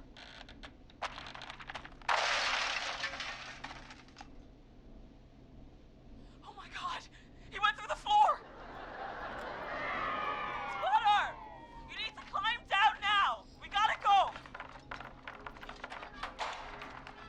She's coming down. And yes! Heather! Quick, everyone to the van. Driver, take the keys.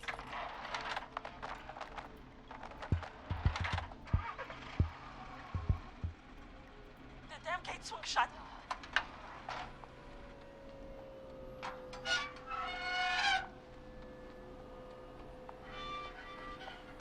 Huh? What? It won't stay open. I'll hold it. You drive through. Carrie! What was that? It's a whistling man. Drive! Now!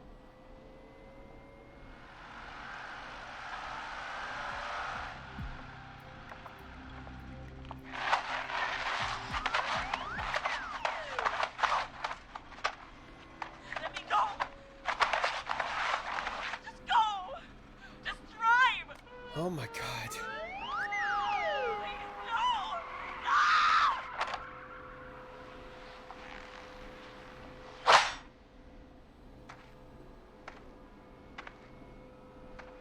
Carrie?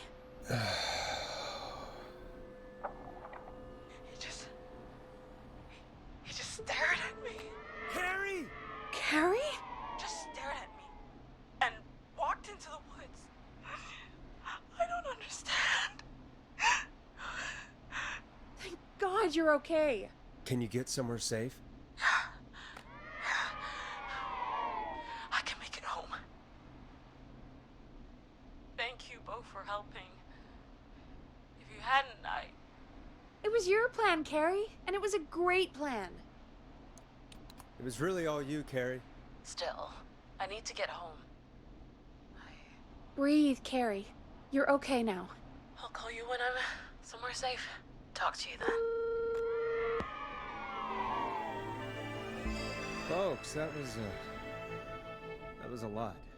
Our thoughts go out to Jimmy's parents in this awful time. For any kids listening in, please stay inside and stay safe.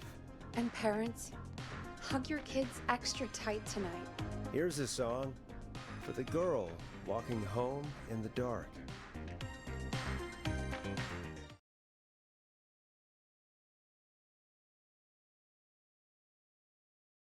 Hey, we had a call come in.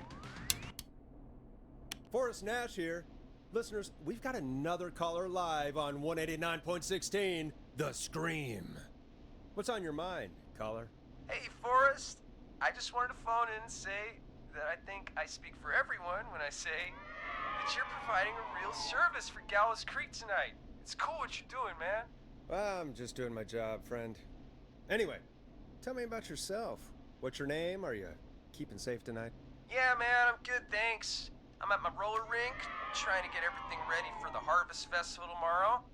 I had a guy from Starling Security here earlier installing the Starling 4000 system, so I'm a little behind. As for my name, my friends call me Roller Ricky, and I now consider you a friend, my man. We're friends now, huh? Well, that's kind of you to say. Thanks. Yeah, man. Sounds like roller skating is more than just a job to you. So is this vocational? I wasn't always Roller Ricky. Once upon a time, believe it or not, I used to go by just Ricky. Yeah, back then, things were pretty rough. I used to roll with a bad crowd. Not all bad, but there was one guy. Anyway, some bad stuff went down. I harbored a lot of guilt for a long time and turned to the bottle. I didn't really talk about it or even know how to talk. It's just how it was. That bottle took the best years of my life. Or so I thought. It's never too late, Roller Ricky. How did you turn things around? I joined a support group. I opened up about my problems. Sharing that burden just took so much weight off. It's a long story from there, but I found roller disco. I learned how to have fun again, cutting loose and making shapes. Now whenever I get down, I get down. I'm finally free from it all, man. It's important just to talk to somebody. That's the first step. Ain't that right, Max? Aw, hello, Max. Well, he certainly sounds like a good boy. Max is my emotional support dog. He's a rescue dog, but I always say he's the one that rescued me. He's the best dog a guy could ask for. Of course, the first thing I did was teach him how to skate. He's better than me now, a real pro. Max can skate? Yeah, man. At first they said it couldn't be done, and then they said it shouldn't be done. But Maxie loves the rink, man. Is that another train, Maxie? Maxie loves trains, man. He's even got that special how to greet them. Maxie sounds like a really special boy. Maxie appreciates all the positivity you're throwing out, my man. You know, I'm actually hosting free skating lessons tomorrow at the festival. I think it's a great opportunity to give back to the community.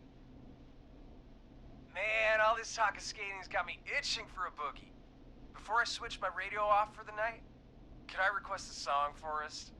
Something I can groove to, you know, something funky. It'll be me and Maxie's final boogie breakdown tonight.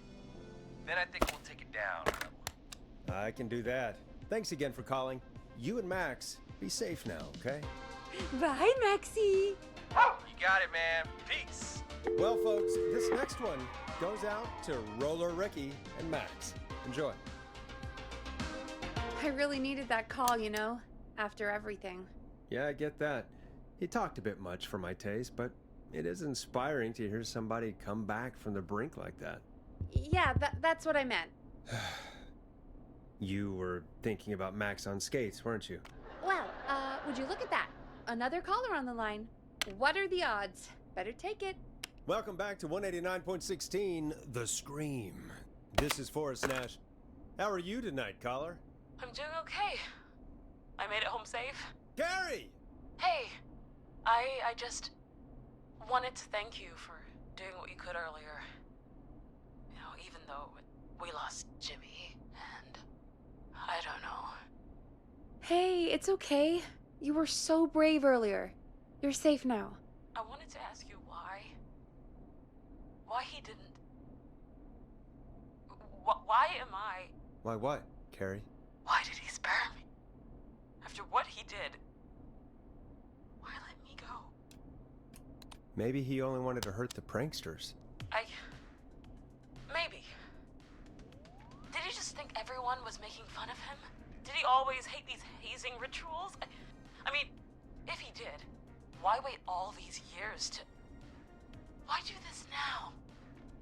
These stupid hazing nights have to stop. Carrie, you did so well tonight. Stay safe and rest. Help is coming to Gallows Creek. We just need to hold on. Thanks, Peggy. Hey, Forrest? Could I request a song? Of course, Carrie. What song? Any song by Blast Processor. And thank you. This next one goes out to Carrie.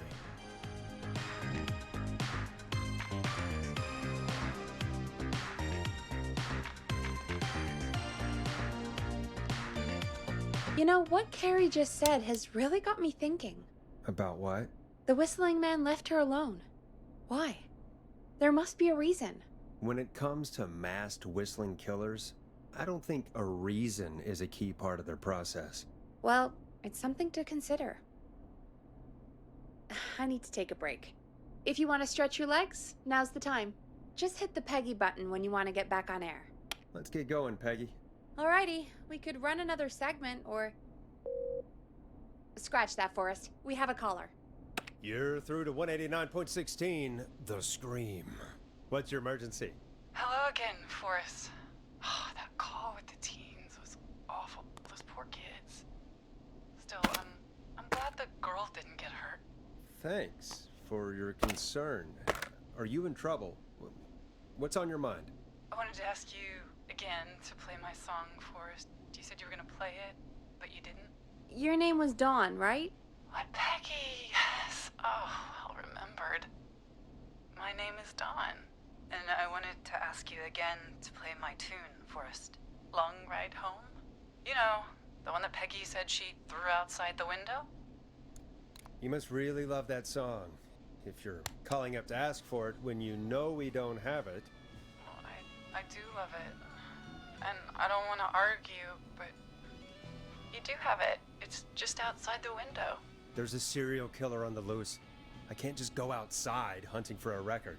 I'm really sorry, Dawn, but we just can't get it right now. But wasn't the Whistling Man just at the old murder house? That's miles from the station. It won't take you a second to grab it. Nope, I'm sorry, Dawn. I'm just not going out there. Oh, but I think you will. Forrest? Peggy, I'm calling with more than a request. I know something. I think I know who's gonna be next. What? Are you serious? Play my song, Forrest, and you'll find out. Well, folks, here's some music for you while I think things over. Is she serious, Peggy? She's serious about hearing that song, that's for sure. Peggy, I mean, is she serious about... I don't know, Forrest, but we don't really have a choice, do we? If she's telling the truth... All right, I'll do it. You're a good man, Forrest. I'll slide you the key to the fire door. Wait, our fire door has to be unlocked? Yeah, it... You know, I never thought about it, but yeah. We should talk to Reggie about that later. Anyway, I'll hold the fort down while you're out. Maybe I'll even get a caller. That could be exciting. 189.16, The Scream. With me, Peggy.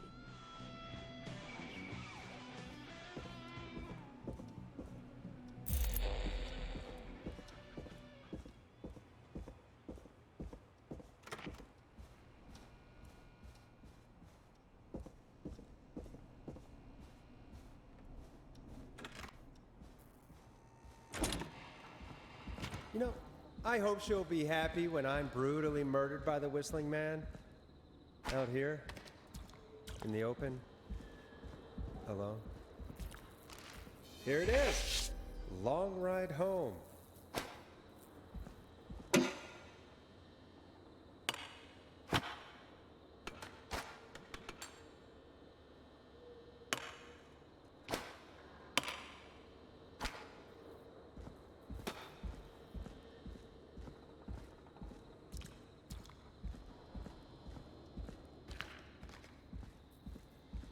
Of course, it locks behind me. And of course the key doesn't work on this side. Fantastic. Maybe there's another way back in through the basement. A door, elevator, something. And that's broken too. Only the best for K-Fan. Let's see if I can fix this. Looks like a power issue. I should check the fuse box. Bingo!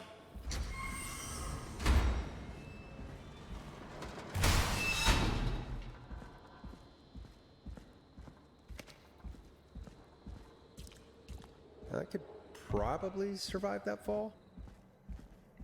Looks like the janitor's closet. What did Peggy say his name was? Clyde? Huh, there's a key. I'll just take that. Might be important.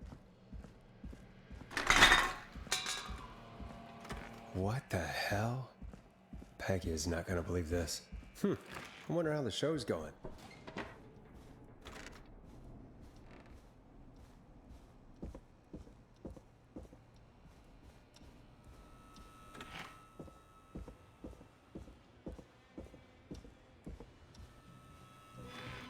Isn't that such a good song, folks? And now for...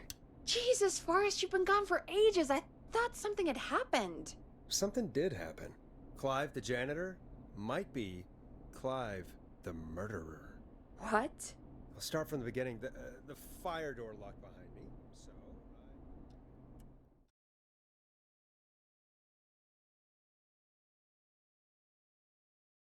Why did you heave that thing all the way up here? Because the basement's creepy as hell, and I don't like standing around down there. Fair. All right, let's run through this again. We have a creepy board you found in a creepy basement, made by our creepy janitor, who you think is the creepy whistling man. Yep. And on the creepy board are the names Chuck Brody, Kim Walker, Rebecca Allen, and Aunt Williams. Correct. And you think one of these people will be the whistling man's, Clive's, next target. That's right. And we've got to find them. You said there are 4 locations listed there too? The hospital, the power station, the gas station, and the trailer park. Clive must think the target is at one of those locations. Forrest, you're gonna have to figure out if any of the potential targets are at one of these locations tonight. Hit the button if you need any help. How's it going? I'm ready, Peggy. Are you sure? We've only got one shot at this. I'm sure. Let's do this. Okay, name first. Who do you think the target is? Chuck Brody. And where will I find them? The gas station. Okay, I'm dialing. One moment.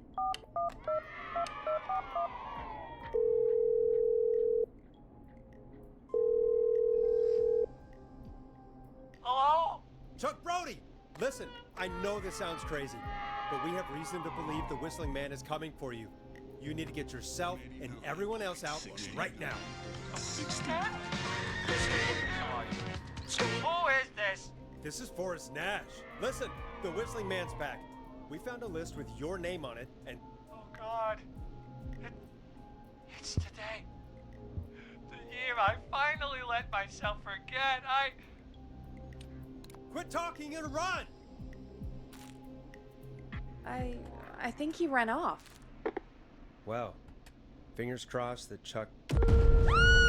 Jesus! It sounds like something blew up! He's using bombs now? Is Chuck? I don't know. Hang on, we're getting a call. Hello? Chuck? Chuck! Forrest! The whole goddamn gas station's gone up. Is anyone hurt? I don't think so. I got everyone to follow me out. The town's only ambulance was blown to hell, though. Yeah. Damn it, that fireball threw me. I've got to get to the hospital. I'm not feeling great. Forrest, man, I can't thank you enough, but... Damn, I gotta go. Wait, Damn it, we lost him.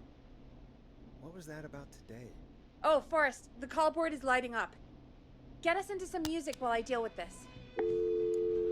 Here's some music while we regroup here on KFAM 189.16, The Stream.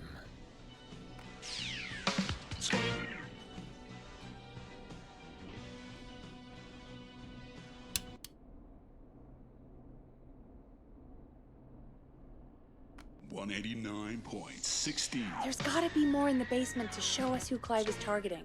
And if that's the case, we can get ahead of him. Stop the killings before they can happen. Forrest, we need to go back down. By we, you mean me, right? Yep. Like I said, I need to handle all these calls. Maybe start with that creepy mannequin room you mentioned before. I still have a lot of questions about those, by the way. Me too. Play a record, Forrest.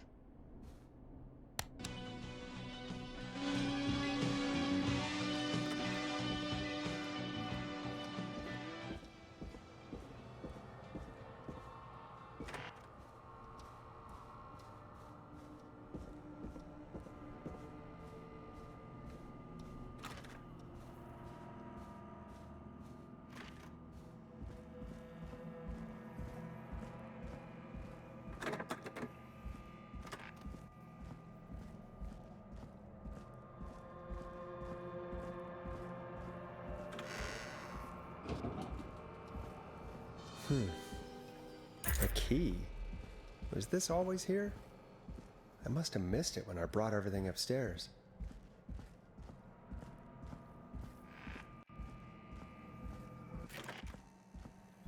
Hey, Forrest! Peggy, give me some warning before yelling down the intercom. Sorry. Peggy, I've found a tape and a map down here. A map of what? Looks like it might be to somewhere in this storage area. Weird. Well, maybe the tape will give us more information. Give it a play. Buzz the intercom when you find something and want to discuss it. Find the tapes. Wait, George Barrow? We all heard that he drowned after a night out drinking.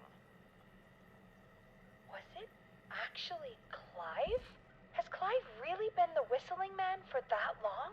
He says I need to follow the maps and find the tapes. I guess that's what this map is about. I think we need to see what else is hidden down here. Be careful, Forrest. Keep looking. Buzz the intercom when you found something. Time of autopsy is 7 a.m. Cause of death is asphyxiation from drowning. The degree of rigor mortis indicates that the subject has been deceased for 5 hours. That puts the time of death...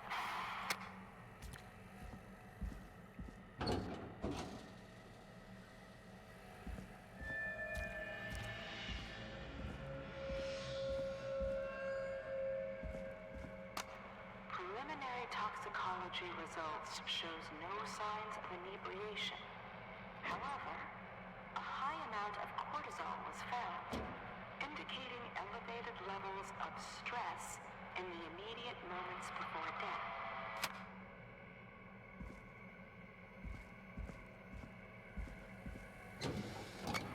Additionally, there appears to be a post-mortem injury to the arm. It looks like it was trapped in a car door.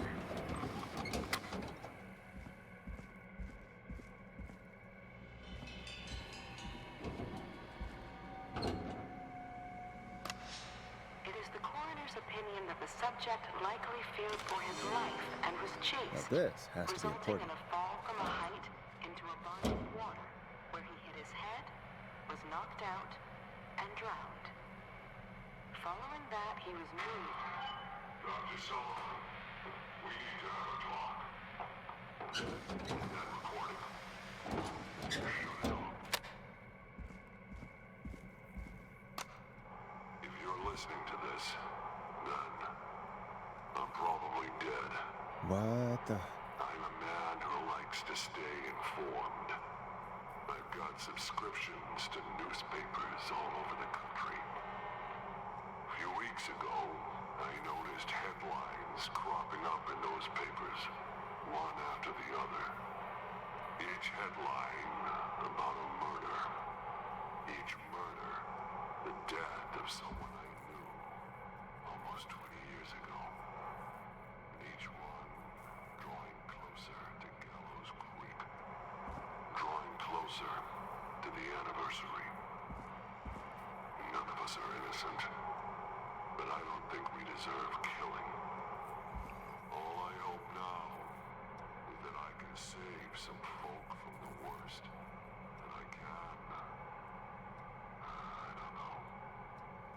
Do something to make up for what I did back then, I guess. I didn't kill anyone, mind you. But that's... a new vinyl for my collection. Now, there's more I could say. That I should say. But my employer made it clear that my family would pay a high price if I ever spoke out.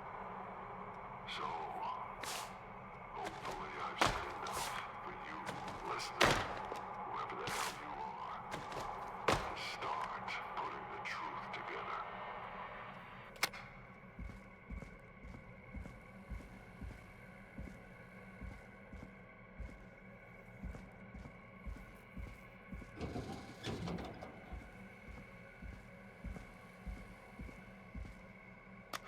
Preliminary toxicology.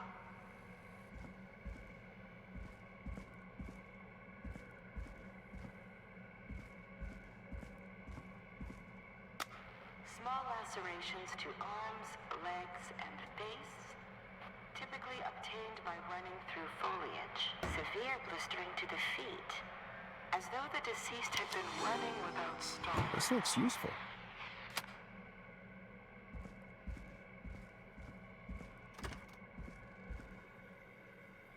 What have you found, Forrest? It's an autopsy tape. Doesn't say for who, but I think it must be for George. Poor George. He was so young. Something's bugging me, Peggy. What do you mean? I swear I recognize the voice of the woman talking on the tape. I just can't place it. Seriously? Do you think you've met her before? I don't know. I mean, I just got here recently. I don't know. Found another tape. It talks more about how George died. What did it say? It sounds like he was running for his life. Sprinting through trees and bushes, getting cut up all over. What would drive someone to do that? I'm not sure yet. There's also a tape about a toxicology report.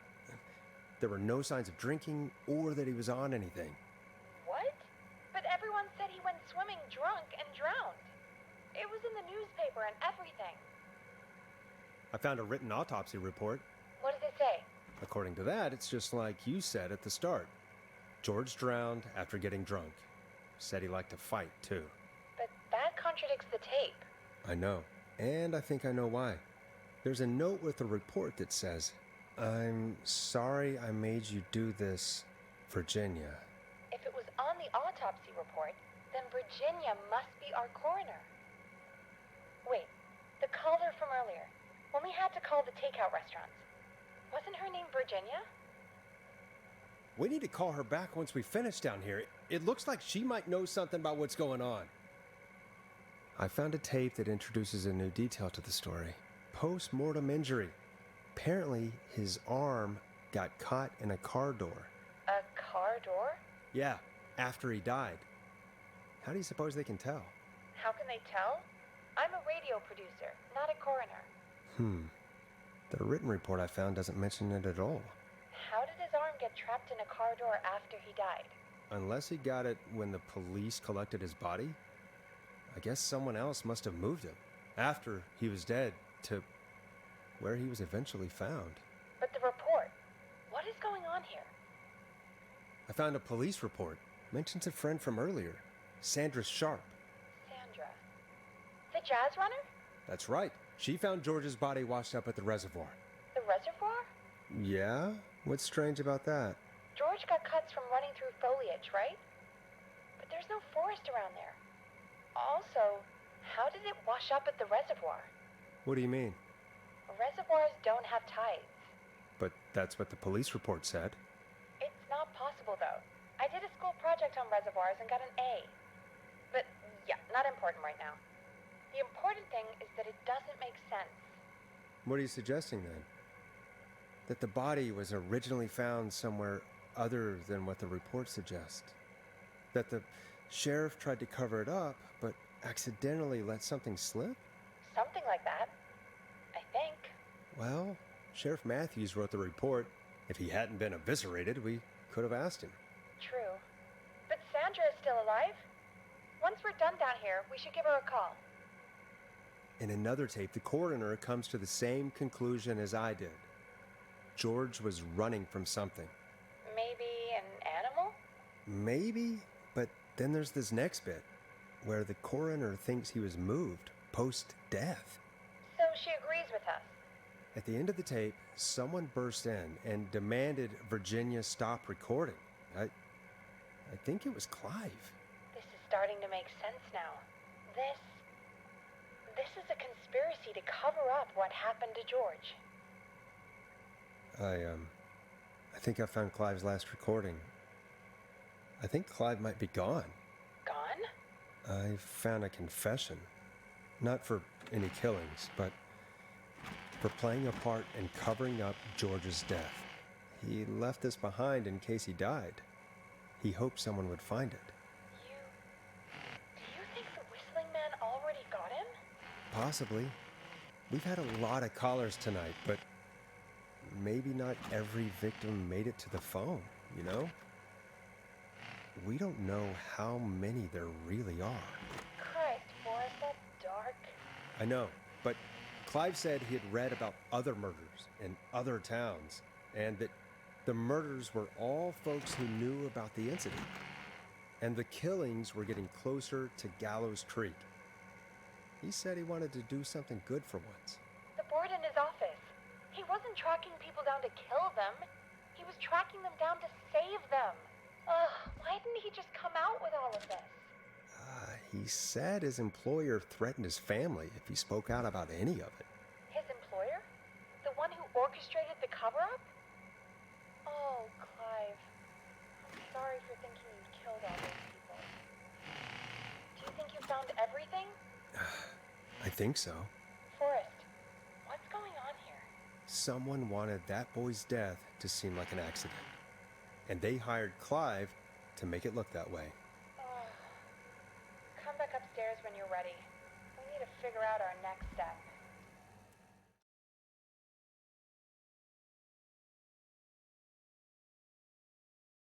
Thank God you're back, Forrest. I've been running out of stuff to pad our airtime with. Peggy, you work in radio. Forrest, I'm stressed. I mean, really. How are we supposed to keep a show going with all this happening? This is our job, Peggy. We gotta do it. You're right. So, what's the plan now? I think we should call Virginia back. All right, I'll get her on the line. Hello again, Gallows Creek. This is Forrest Nash. We're circling closer to the truth behind tonight's events. To this end, we're calling back one of our earlier callers, Virginia Sullivan.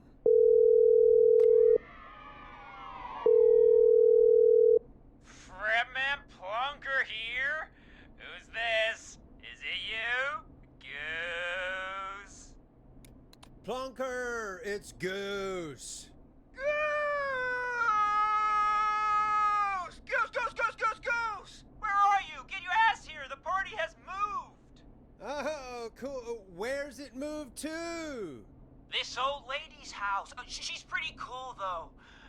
Dude, she said we could raid her liquor cabinet if we stayed and protected her. Of course, we're not drinking anymore. We're staying sharp in case that whistling turd turns back up. The old lady might need our help. Of course, man. Of course. Hey, could you put me on with the old lady? You know, should check if it's cool for me to drop by. Oh, there's that Goose respect we love. I'll grab her now. Hello? Is this Goose?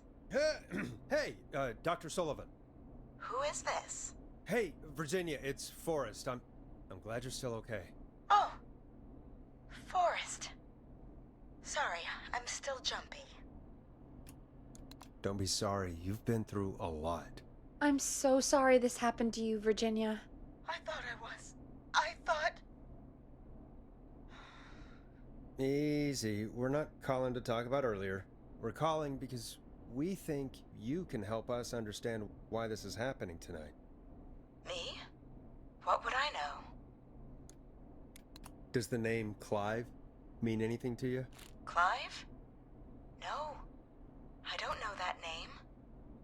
What are you asking about this for? You mentioned that name earlier when you called us the first time. I don't know what I said then. I was petrified, Forrest. Clive's the janitor at our station, and we know you spoke to him in the past. Forrest, please. You don't know what you're doing. He'll come for me. Virginia, it's okay. Clive won't be coming after you. We think Clive's dead. Dead? But isn't he? He's the whistling man, Forrest. We thought so too, but... You don't understand. All those years ago, he... It's okay, Virginia. He's gone. We found evidence to suggest he... well... And we found your autopsy reports for George Barrow. How? I saw him destroy them. Well, he didn't. I don't know if he kept them or made copies or what, but we found them, and we know it's related to what's happening tonight, which is why we called you. Why did you write a false report? All right. One day, I came into work to find a boy on my slab. And as I finished the autopsy, this man, Clive, he just burst in. And he started making demands to give over the reports, to falsify what I found. Of course I said no, but, well, when someone wants to make you do something, they can use the carrot or the stick. For me, he used both. You see, my sister is sick. She has a chronic condition that's never going away. It's expensive to treat, and it was getting to where I couldn't afford it. And Clive promised me that his employer would pay for my sister's treatment if I did what he said, and that if I ever spoke about this, he'd beat me to within an inch of my life. I don't know why he had me do it, but my sister needed me. You have to understand, she needed me. We understand. Thank you, Virginia. That was brave.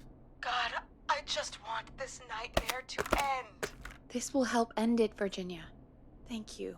Stay safe, Virginia.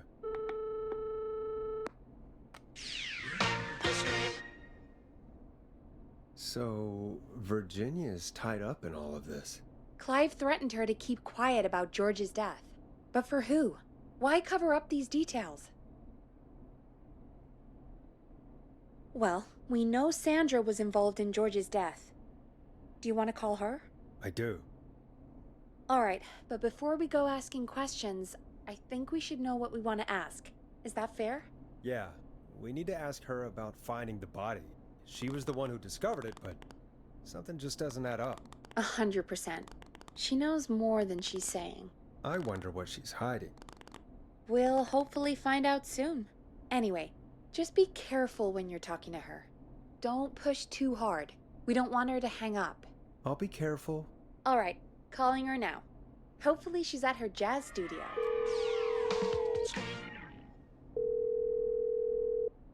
Aha!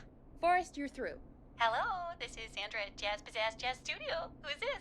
Hello again, Sandra! It's Forrest Nash of 189.16, The Scream.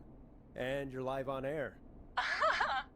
Oh, I always thought folks called into a radio show, not the other way around. How jazzy. What can I do for you? Well, we're trying to understand what's behind the attacks tonight. We had a few questions. Why, Forrest, of course.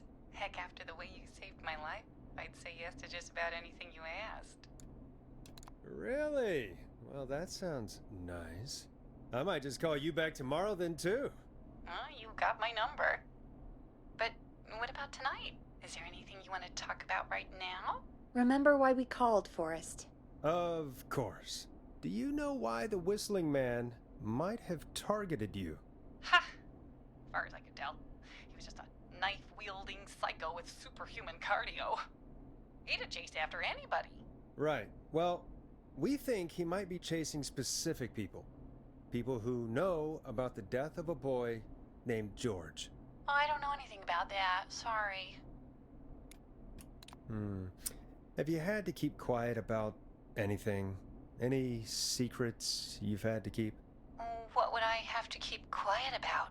I don't know. I mean, could be that you've seen something or heard something. I never saw anything. And even if I did, what would that matter? And it was years ago. Sandra, are you okay? It was years ago. We know, Sandra. You do? You know about? Yes. Of course. This studio is my life. After I found the body in the river, I couldn't lose my studio.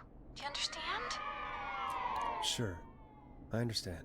When the rent just kept going up, he said he'd stop if I just needed to keep quiet. And everything would be okay. Of course. We understand. I mean, it's not like I killed him. What was the harm in saying I found him in the reservoir instead of the river? Right? Right? I'm sorry. I can't do this And she's gone. I don't think that could have gone any better. You truly did great, Forrest. Well, folks, if anyone out there has any thoughts on what's going on tonight, please call in. That's good timing. We've got a call waiting just this second. Welcome to 189.16 The Scream, with me, your host, Forrest Nash. Hi, Forrest. I know this is really out of the blue with everything happening tonight, but I wondered if you could send a special birthday message to my uncle. You know what? I'd welcome a change of pace. I'd be glad to. Thank you, Forrest. He's my Uncle Ronnie.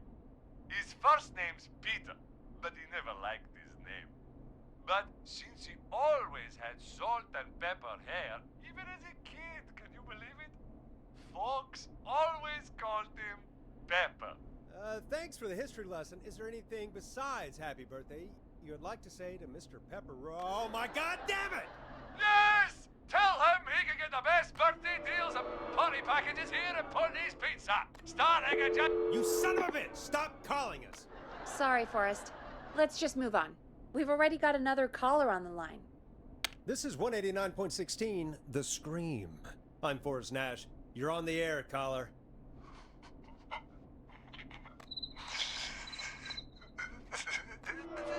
Caller.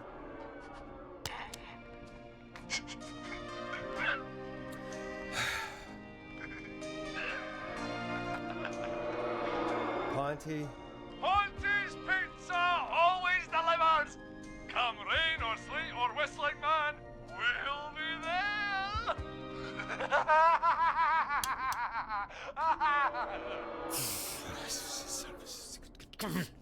Forrest? Forrest? Are you okay? Forrest? I hope the whistling man gets in with his own pizza slicer. Jesus, Forrest? Sorry, that was too much. It's okay. It's been a high-stress night. Don't worry about him anymore, okay? Not for tonight, anyway. I think he's spent for now.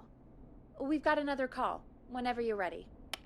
Folks, don't spend your money at Ponty's Pizza. That's all I'm gonna say about that. Moving along, I'd like to welcome another caller to 189.16 The Scream, with me, Forrest Nash. Who, may I say, is calling? Well, hello again, Forrest. Dawn. Dawn? We played your song, Long Ride Home. Did you hear it? Can you tell us? Never mind that now. First, I'm calling because I need your help. Are you in danger? I sure am. Do you mean... Yes, he's after me now. You? I think so. He must have heard me on the radio helping you. Right. Okay. Tell us everything. I was out following a lead, trying to work out who would be next, after Chuck. And what happened? And I started to feel like I was being followed. I came back to my apartment building, but this newfangled security system has me locked out. I need you to help me get inside. Can a neighbor let you in? I only moved in last week. I don't know anybody yet. There's not even a buzzer here, only the keypad for the entry code. I need that code to get inside. Which apartment block do you live in? Maybe one of our listeners lives there too. It's the New Woodside apartment building between the town hall and the trailer park. But I doubt any of your listeners live there. I don't have many neighbors. Sounds like a prime piece of real estate. The sound really carries at night. Shit. Is that a neighbor's dog? Yes, it is. Boy, I wish he'd muzzle that thing and... Oh. And now he's blasting David Scopo out of his window. This night can't get any... Don't sleep, man. He's coming down the street. I don't think he's seen me yet. Boys, please, I need your help. I need the code for that security system, or I'm gonna die. What's the name of the security system? There's a sticker on the box. It says Starling Security 4000. There's a keypad, and it looks like it wants a 6-digit number. We'll see what we can do. Thank you, Forrest. Yeah, of course. Don't worry, Don. Thank you, Forrest. I knew I could count on you. I'll sit out of sight. Call me back soon. All right, folks. Here's a little tune for you all to enjoy while I try to break Dawn into her apartment. You were pretty quiet there, Peggy. Forrest, was it just me, or was there something... Yeah, it wasn't just you. Something was weird about that. Yeah, well, tell you what, we have a Starling 4000 or whatever here at KFAM. Clive bought one for the station. Maybe we can find something to help. Well, I'm not sure who, but to help someone.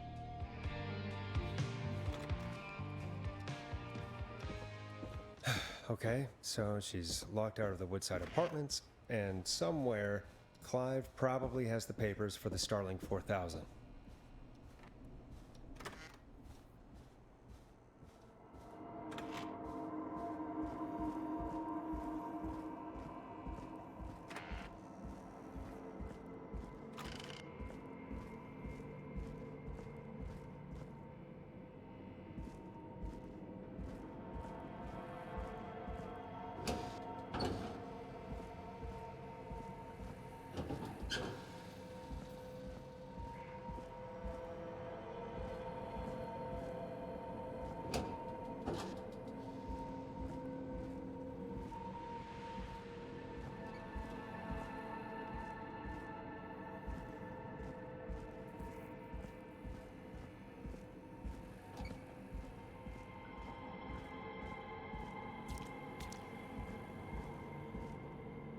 Starling 4000 user manual. Ah, these codes should come in handy. Order delivery form. Starling must have left this by accident. The system's not even installed at Woodside.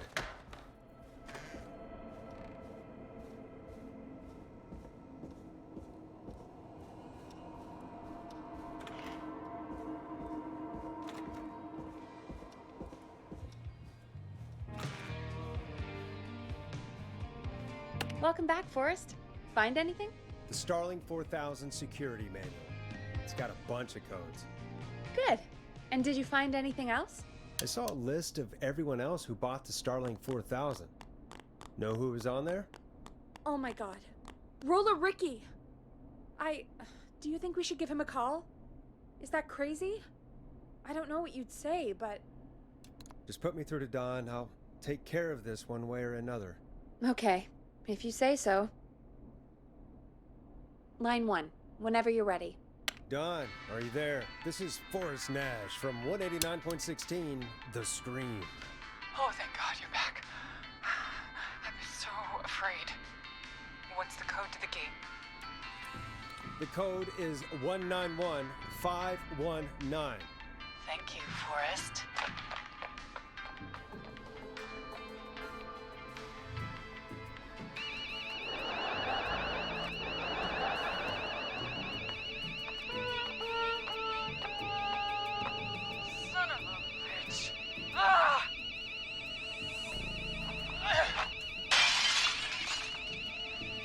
Is she?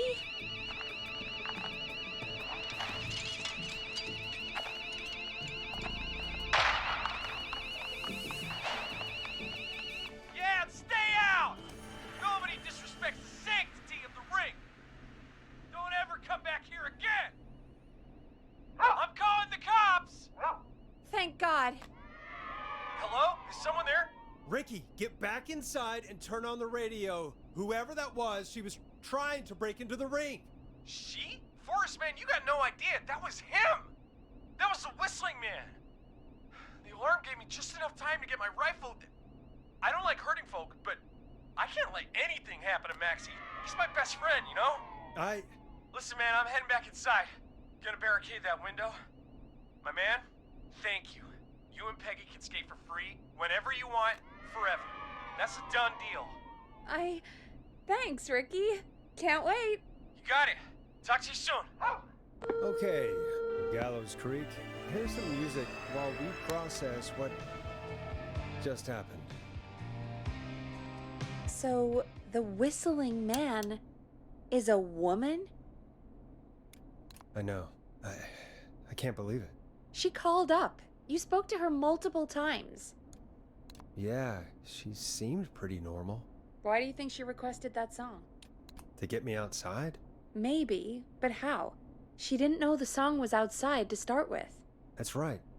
She never actually attacked me out there. So? What now? I guess I should make an announcement. We do have new info. Okay, you're live in 3, 2... Hey folks, this is Forrest Nash here. I hope you're all safely locked inside. For those of you listening to that last call, you might be wondering what to make of it all. Here's our take. We now believe the killer is actually a woman.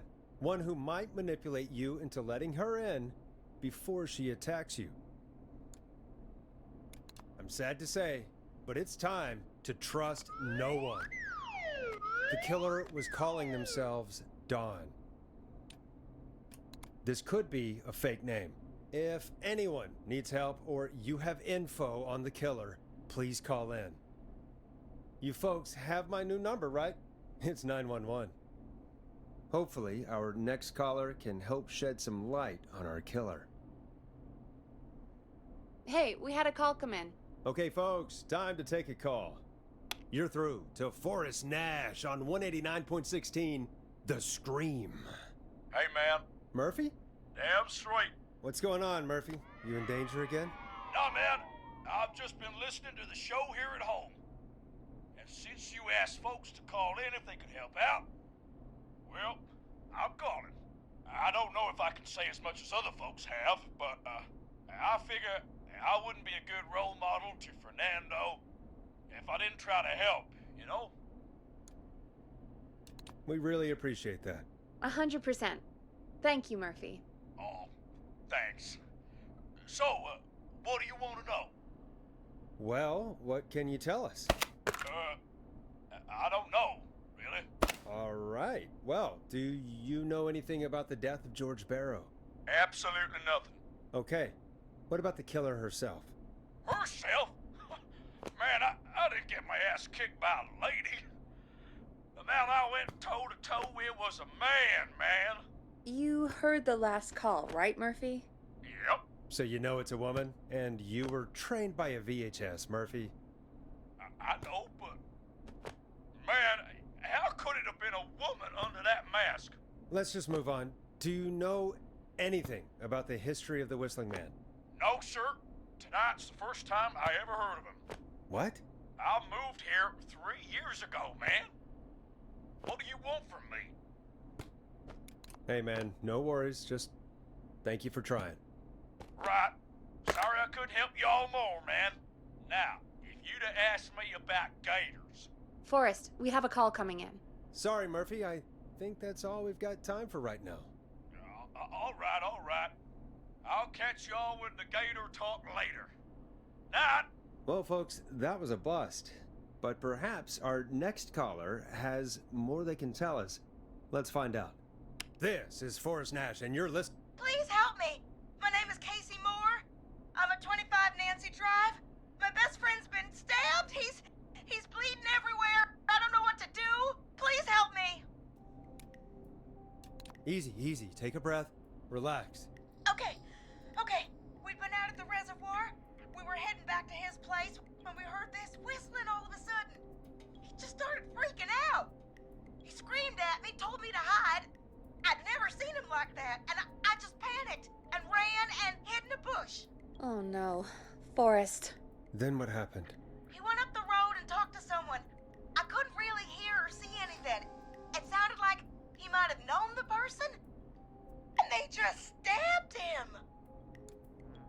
Casey, was his attacker the Whistling Man? The who? They had a mask and wore all black? That's all I know. Please, we need help here. I'll get you help, but I need to know. Where did the masked person go? They left him to bleed out. I waited until they were gone, then dragged him into the garage and called 911. Wait, why didn't she make sure he was dead? I don't know. I think I heard them say something like, "It's not so funny now, is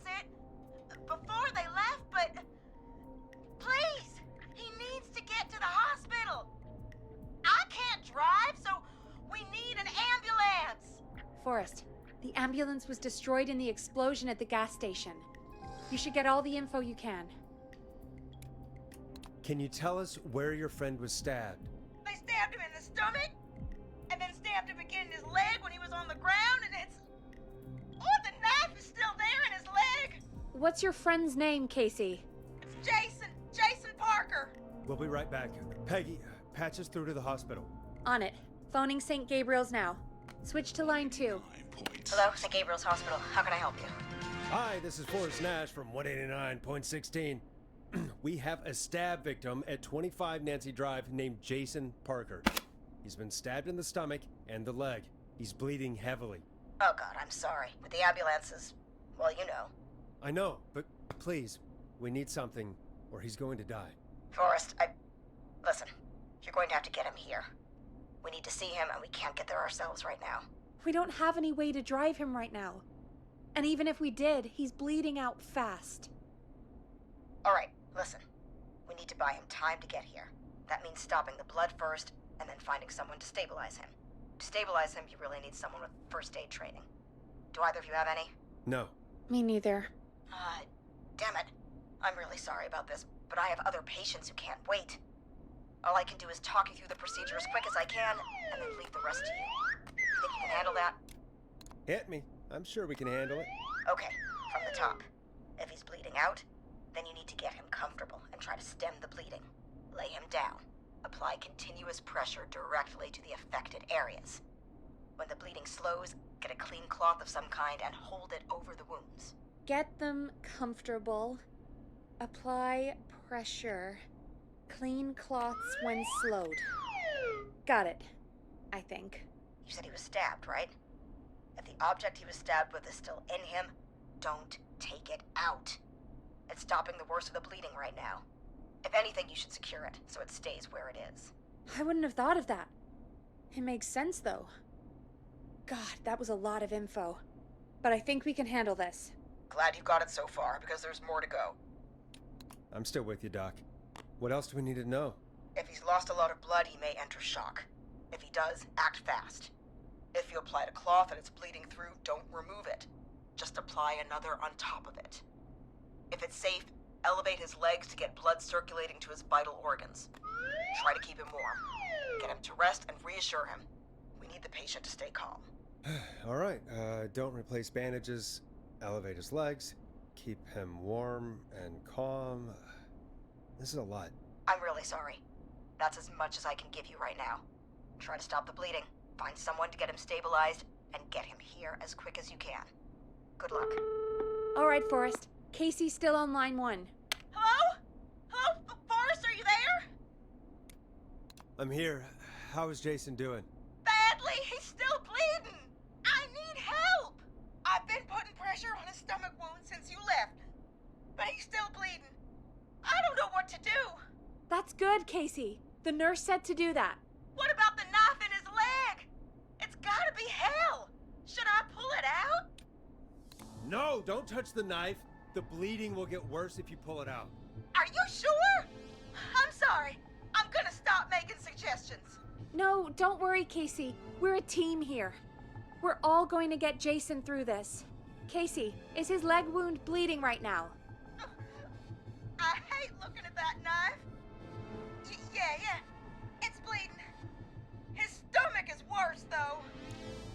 I think we need to secure the knife so it doesn't move around. Do you have anything you can tie around it? Yeah. There's some laundry piled up on top of the dryer, some cloths on the hood of the car, and what else? I guess I've got my jacket. Look in the laundry for something like a towel or a shirt. Hold that over the wound. Okay. Looks like I'm gonna have to buy you some new whites, Jason. Here we go. I'm sorry, Jason. It's secure. I'm putting pressure on his stomach again. Oh, I'm starting to think we might make it. Forrest, can I have a word? Casey, I'm gonna have a quick word with Peggy. Keep putting that pressure on and let us know when the bleeding is under control. You're doing great. But what if something happens? We'll still be here. Just shout if you need anything, and we'll be there. I promise. Okay. Oh, wait. Jason, please be okay.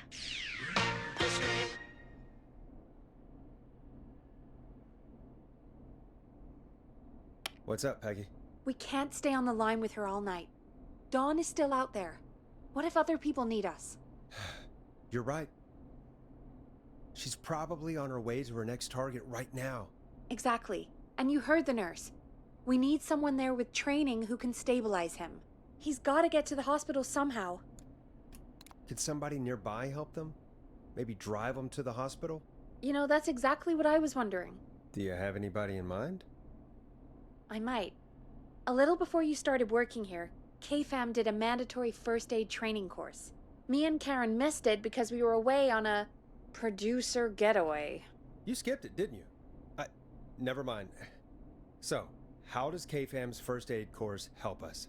Casey said they're at 25 Nancy Drive, right? Yeah? Why? They put up a bunch of cheap houses around there about 10 years ago. So a bunch of people here at the station live around there. Do you think any of them could help Casey and Jason? Probably, but I don't know who lives there. And since I missed the training day, I don't know who knows first aid. Could you call them and ask? I don't know everybody's numbers. I've only ever called Karen. Everybody's personnel info is probably in Reggie's office. Got it. I'll look through their files in Reggie's office. It's a life or death situation. I'm sure they won't mind. Right. But there are a couple of problems with that. Naturally. It's sensitive information, so Reggie probably locked it in his safe. Great. Great. Do you have any idea what the combo for the safe could be? Not a clue. Reggie's a serial note-taker, though. Maybe something in his office will give it away. Right. There is something else. I'm not gonna like this, am I? Have you ever heard, "The future is floppy"? Peggy, what the hell are you talking about? I'm talking about floppy disks. Floppy disks are like these futuristic things that have information on them. You put them in a computer and they do something. Peggy, I know what a floppy disk is. Anyway, Reggie decided that the future is floppy and started phasing out our physical records and replacing them with these floppy disks. I imagine it's the same for our personnel files. That's good to know. Since we haven't heard anything from Casey, I'm guessing Jason's okay for now. I'll check out Reggie's office and see what I can find. You'll need a key for that. I'll just slide it under my door now. Thanks, Peggy. I'll just have to look around.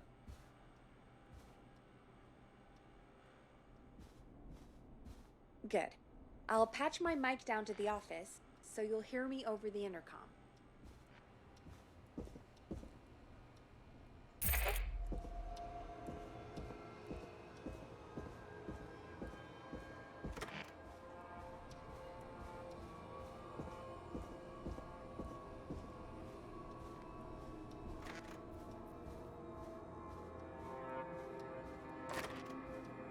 Looks like I need a 4-digit code. Nice.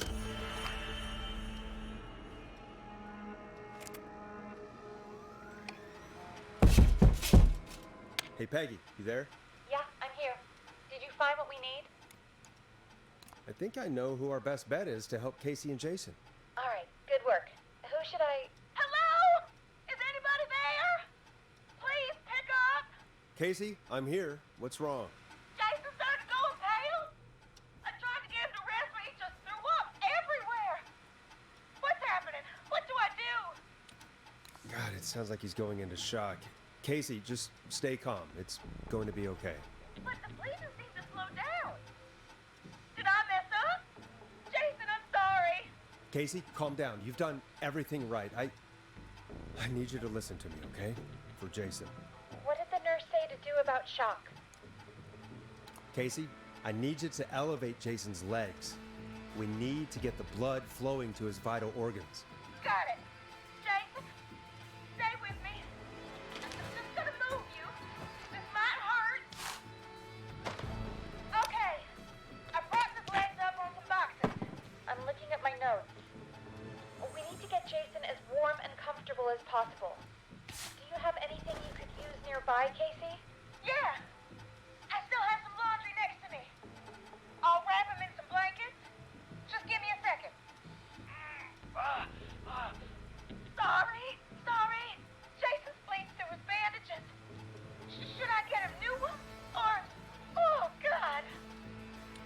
Don't remove the bandage. Apply another one on top of it. Do you still have something you can use? I've used the rest of the laundry to keep him warm, so I'll use my jacket.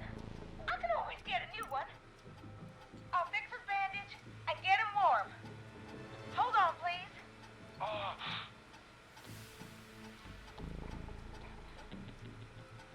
Sorry. I'm done. You're gonna be okay, Jason. Just relax now, okay? Oh, he's scared. He's not doing well. Is he gonna?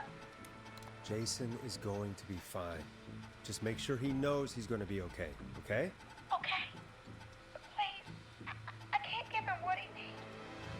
Please send help. I can't lose him. All right, Forrest, we need to hurry. Jason doesn't sound like he's doing too well. You said you knew who to call earlier? Who was it? We need to call John Hedges. He lives on Nancy Drive. He didn't really participate in the first aid training, but he's a former war medic. He's probably the most trained person we have. Really? I never really spoke to him before. A war medic, huh? Yeah, and according to Reggie's notes, John keeps all of his old equipment at his house. He's something of a hoarder. All right. What's his number? 5420735. Calling now. Let's hope he picks. Who the hell is this calling me at? What time is it? John, it's Forrest Nash here at KFAM. We have an emergency and we need your help. Forrest, if this is a work emergency, then it can wait until the goddamn morning. Just leave me a note like everybody else. John, no, this is a medical emergency. A man has been stabbed by the Whistling Man, or never mind. He's badly hurt and he's going to die unless we get someone to him now. The Whistling Man? What kind of joke is this? John, we're not kidding. A man is gonna die if we don't help him right now. Seriously? I haven't been called on for over 10 years. Where's the patient? What's his condition? He's at 25 Nancy Drive. I think we got his friend to stem the bleeding, but he's gone into shock. He's passed out right now. You say he was stabbed? Do you know the extent of his injuries? From what we were told, he has 2 major stab wounds. One to the stomach and one to the leg. The knife is still in his leg, and the stomach wound is open. Understood. Let me grab a few supplies and I'll head right over. Damned if he dies on my watch. Thank you, John. We'll let him know you're on your way. Good luck. Hello, Casey. Are you there? How are we doing? Bad. Jason seemed really weak and then just started thrashing. What about now? Is he still thrashing? He's passed out. Please tell me you found someone to help. Casey, help is on the way. My colleague will be there soon. You hear that, Jason? Someone is coming. You're gonna be just fine. Just hold on for me, okay? Just hold on. Come on. Hello, Casey. This is John Hedges, and I'm here about Jason. Please let me in. I'm guessing that's Jason there. Casey, I'm gonna need your help. Forrest, Peggy, don't you two worry. We've got this from here. Okay. Forrest, we'll call you back later. I have to go now. Good luck, everyone. God, I hope he's gonna be all right. And with that, the show moves on. We're sending our best wishes to Jason. Well, after all that excitement, I think we could use some music. Come back upstairs when you're ready.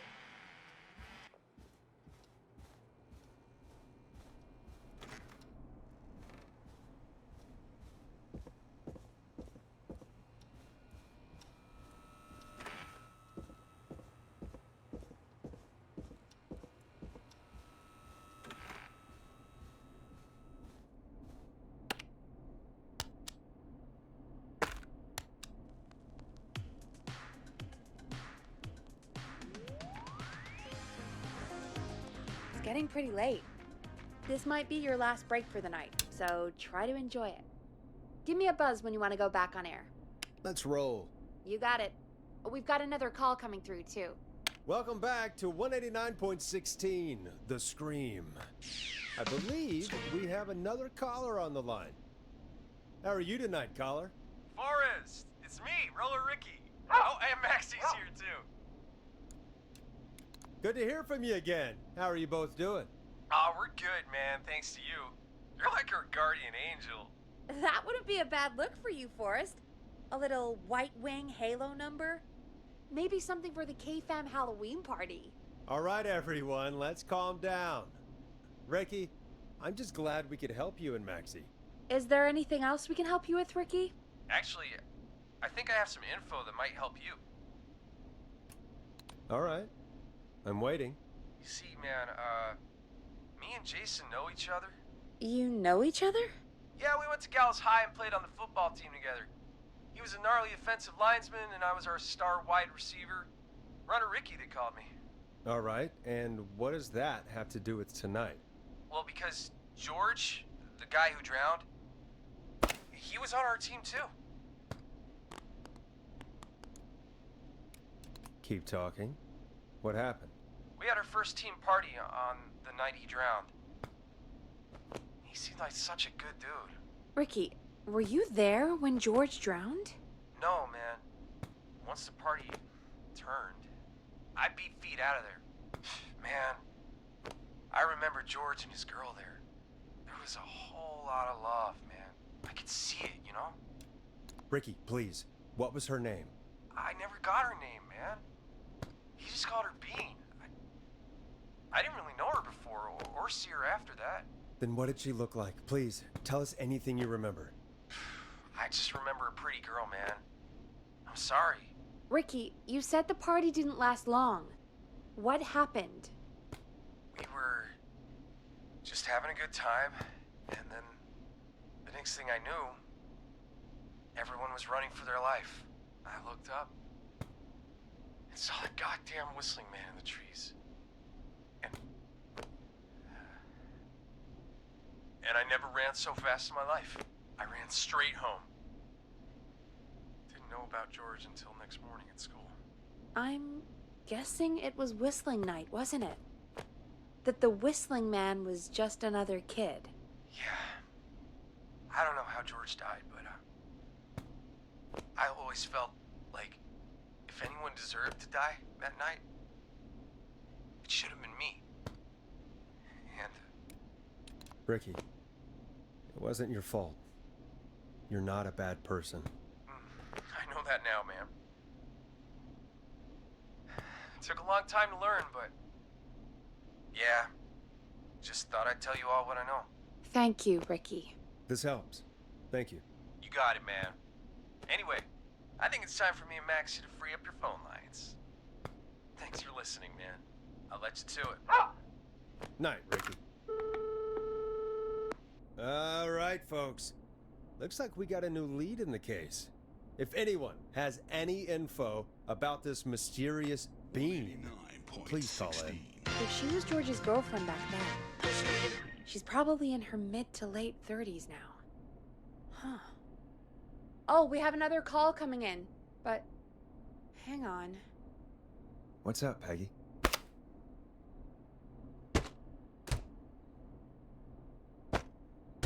Peggy?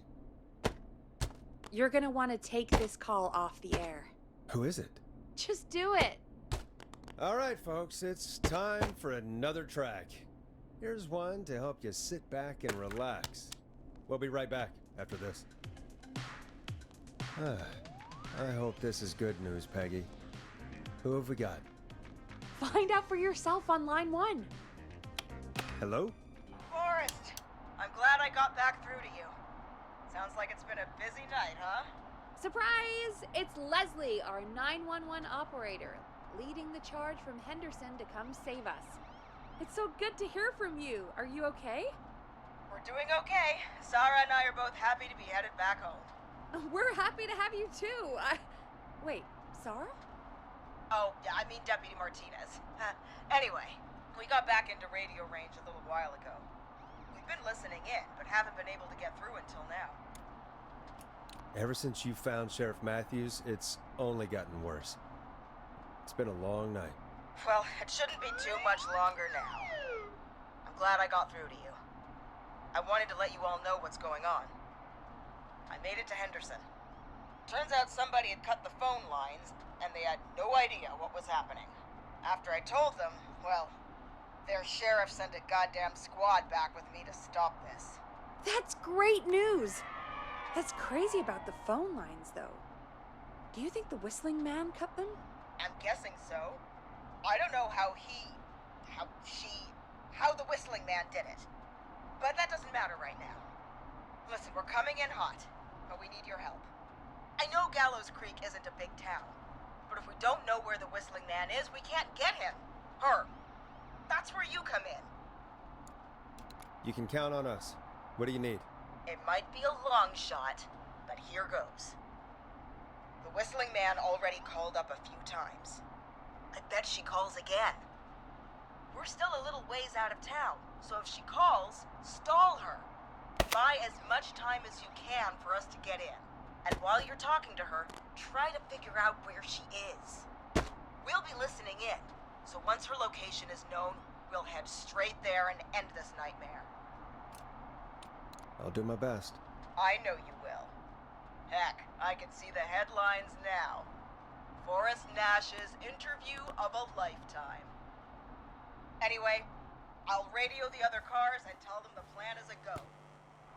Hopefully the next time I see you, it'll be with our killer behind bars. Take care now. We'll see you soon, Leslie. Oh, thank God. It sounds like this is almost over. We're nearly through this. Best we don't waste any time then. Let's get back on air. You got it. Bringing you back live now. Welcome back to The Scream with me, Forrest Nash. The line is lit up, but before I get to our next caller, I just want to say things are looking up. It's almost over. But for now, let's bring in our next caller. Evening, caller. This is Forrest Nash. Hello, Forrest. This is John Hedges. I'm here with Casey. I wanted to give you an update on Jason. John! Is he gonna be okay? He's a fighter. He'll be fine. We've got him stabilized and resting in a bed. We're preparing to move him to the hospital. Thank you so much. If you hadn't been there, then... God, I don't even want to think about what would have happened. Of course, Casey. We're just happy he's okay. John, Casey, you two did all the work. Tell Jason to get well soon from us, whenever he's up for it. Well, why don't you tell him yourself? Is this Forrest? Jason! We meet at last. It's good to hear you, Jason. How are you? Oh, well, you know. I've got a hole in my stomach, and there's a knife in my leg, but John gave me something to take the edge off. So, I might feel even better than either of you.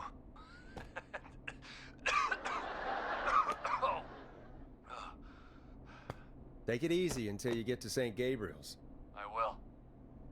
But, before that, I needed to call you.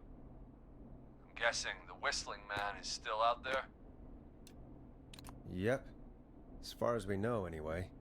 I was worried you'd say that. God damn it. Actually, I'm glad you called. I wanted to talk to you about what happened earlier. Go for it. We spoke to Roller Ricky not long after you were attacked. You spoke to Ricky? Is he alright? He is now. I mean, he was attacked earlier, but this call came after. Hey, guys, I'm really sorry, but there's a call on the other line. I just need to make sure we don't have another situation brewing. You fill Jason in on what happened. I'll be right back. Sure, Peggy. Sorry, Jason, where was I? Yep. Ricky's fine. You don't need to worry about him. That's a relief. He told us about George. Sounds like everything's finally coming out now. It's been tough to hold it all in. Sounds like you've been holding back about something awful, Jason. I'm part of the reason my best friend is dead, Forrest. And the few who knew about it said if I ever said anything, I'd find myself in jail. For a long time. It was hell. And then the town just moved on. Like he'd never existed. What happened that night? I went along with the stupid prank, that's what. Whistling night.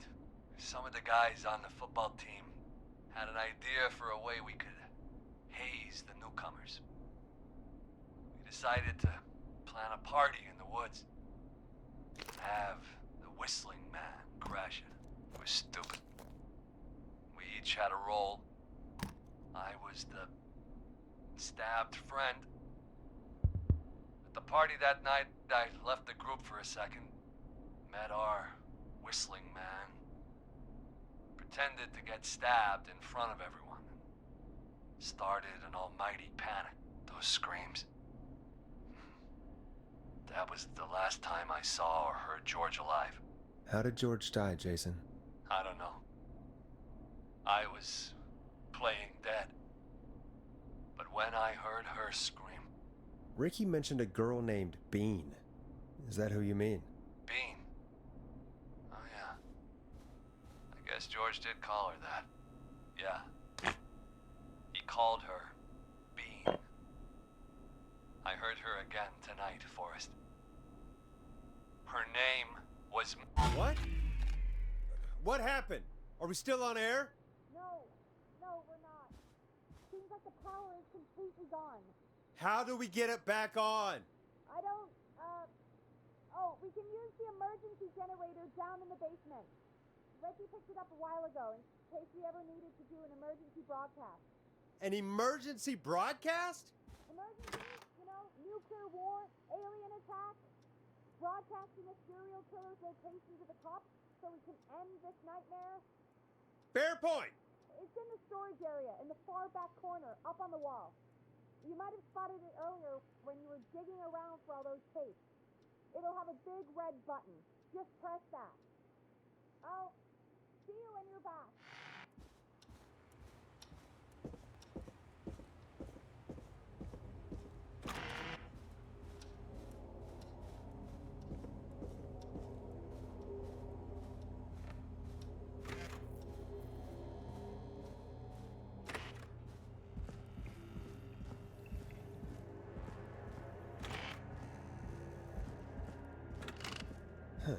Far back corner.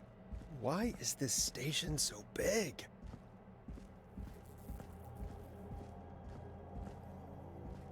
That must be it. Boom! We've got power.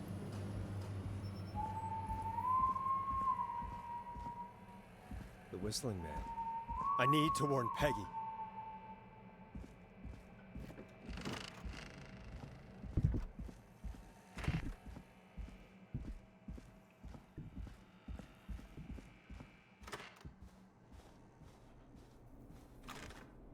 What the hell?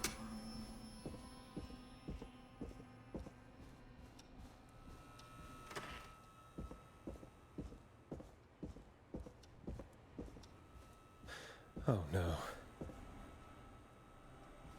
Peggy! Where'd you go?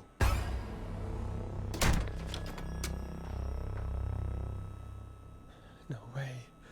This can't be happening.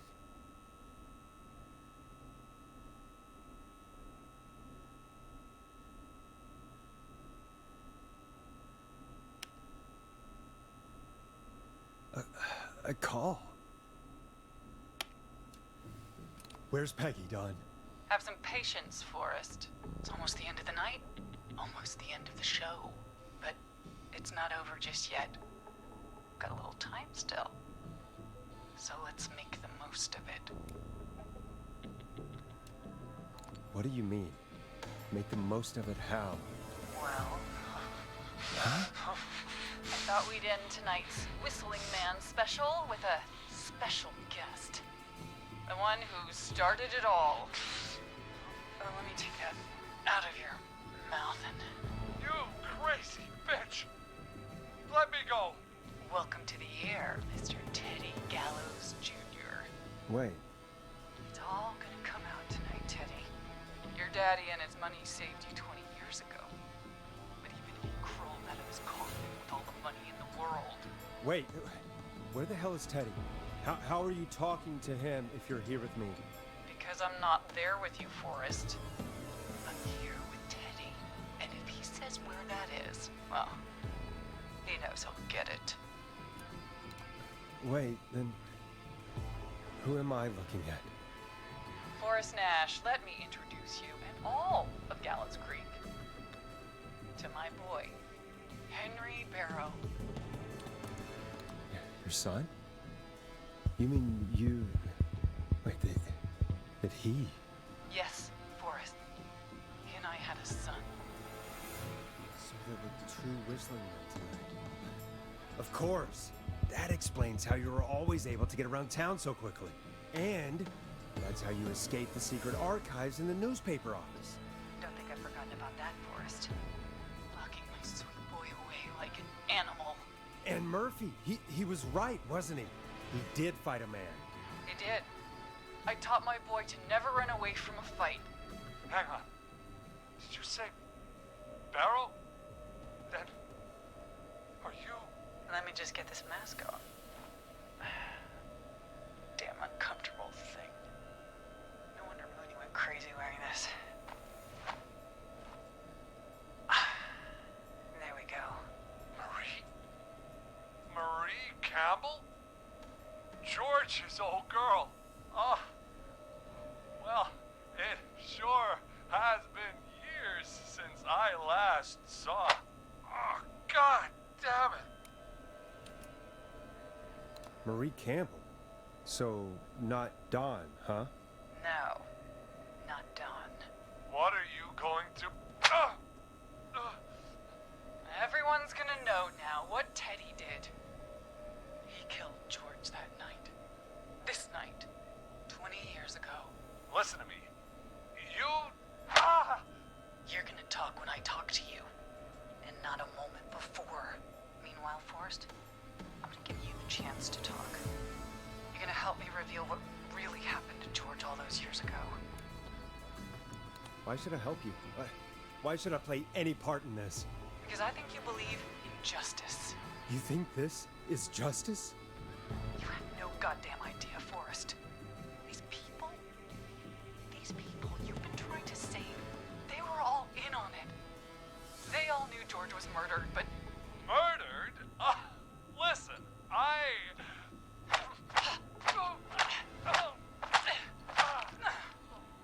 I said you speak when you're spoken to.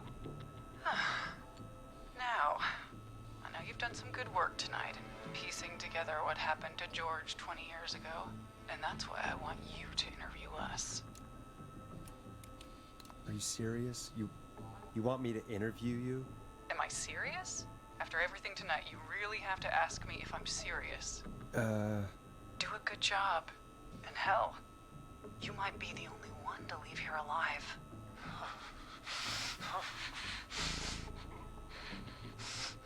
I need to drag this out. If I can buy Leslie time to get back to Gallows Creek, and if I can find out where Marie is, then this can end. Teddy, we'll start with you. Just, talk me through what happened that night. How did it start? how would I know? It was 20 years ago. Teddy, be honest with me or we're both going to die. Honest? Forrest, I'm trapped here with a psycho. What the hell? God damn it. Okay. Our first team party was coming up.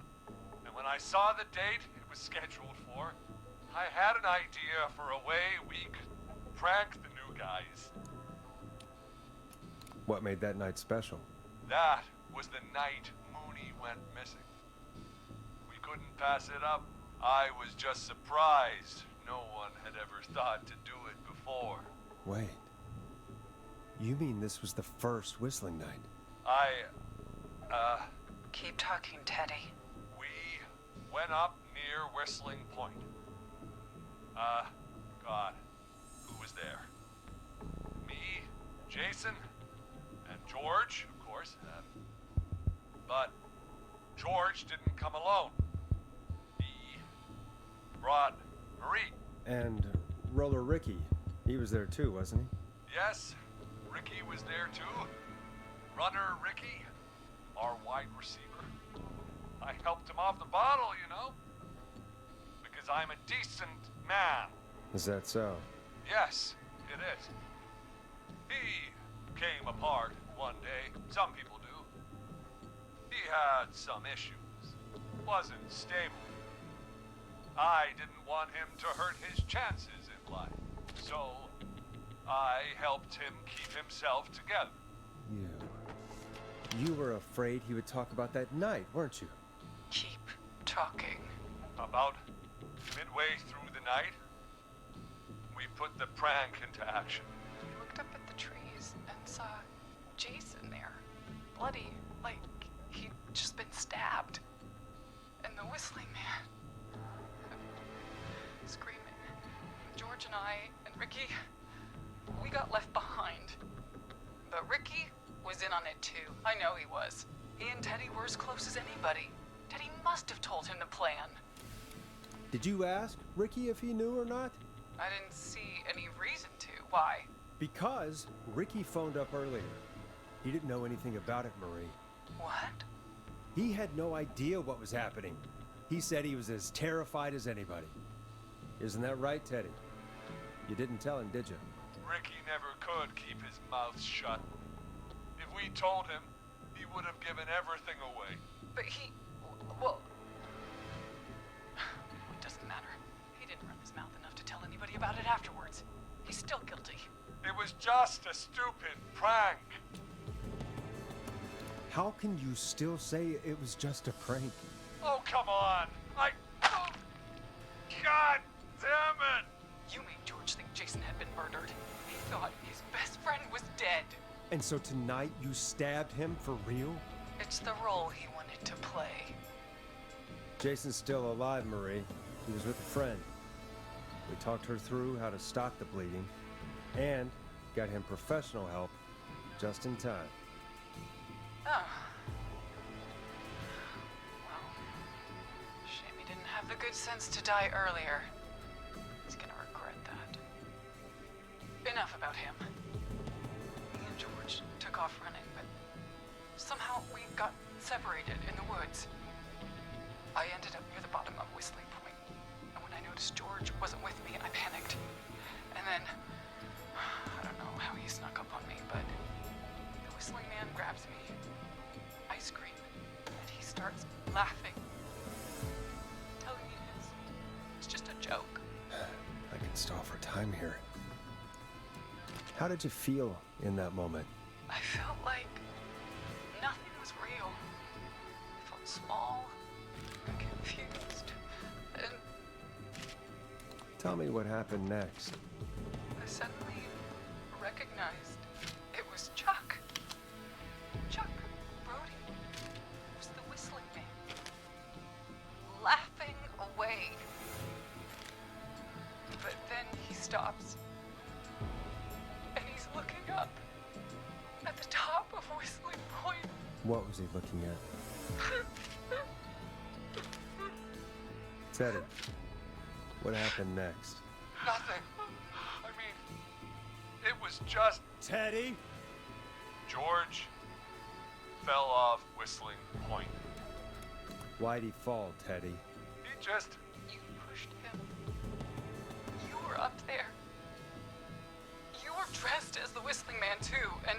I didn't push him, God damn it! I just chased him up there, and he kept backing up. When I saw he was about to go over, I reached out. That's what you saw. You liar! It's not my fault. He didn't know it was a joke. If he'd had any brains, he would have realized. Ugh, you bitch. No one's going to believe this. After all you did. If she's lying, why the cover-up? My future was at stake, Nash. You know what it's like. People like us are bred for bigger things. I'm going to be the mayor of this town, Forrest. And then governor. And then, who knows? What happened that night was tragic. It should never have happened. But it was a mistake. It was just a stupid joke gone wrong. So my father sent Clive out to clean it up. Why should a blip ruin my future? George was a blip? He wasn't a blip, Marie. His father covered it up from there.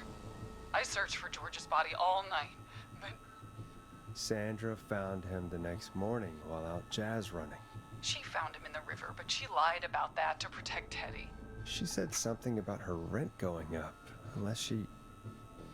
Teddy, did your father own Sandra Sharp's dance studio? It's Gallows Creek, not Sharp Creek.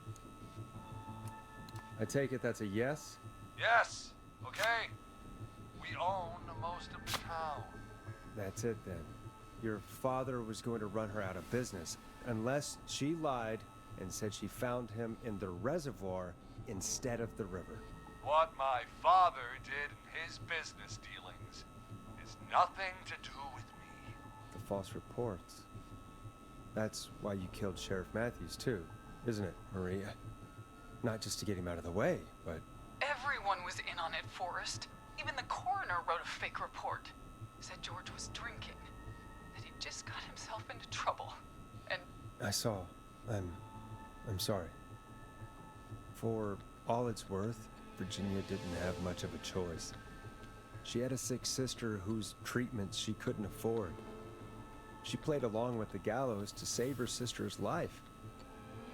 And her own. even still, she should have told the truth. I did my part. I tried everything I could think of. I even went to the newspaper, but no, that coward killed the story.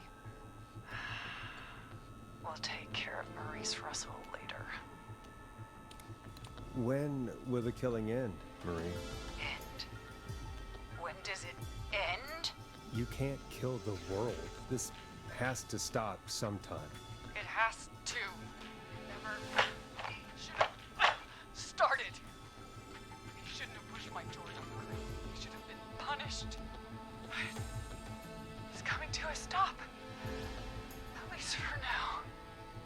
Here, where George and I first met, before he joined the football team, was right after he shot the winning throw.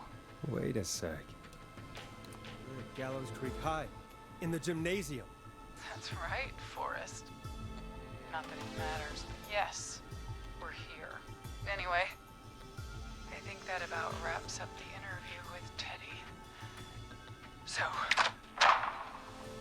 Marie? Where? Oh my god. Peggy! Teddy? You gotta help me. Quiet. You'll talk more later. Now I have to talk to someone who mattered more than you ever did.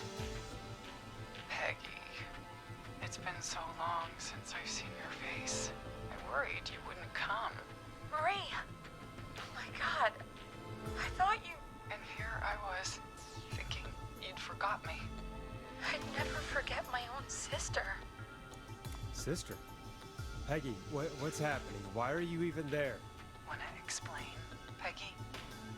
Earlier, while you were speaking to Jason, I got a call. Do you remember? Well, it was from Dawn. She said that my sister Marie was there that night George died, and that I should come to the gym for a reunion.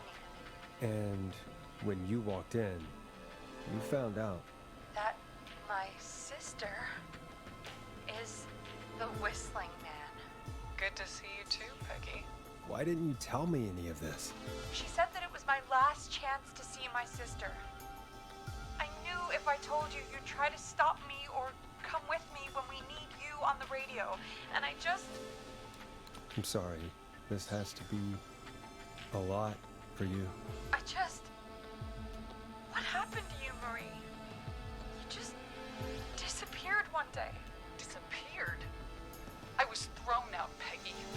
I begged Mom and Dad to do something about what happened that night, but did they care? No, they told me to stay quiet. They only cared when they learned I'd been with George. And Marie,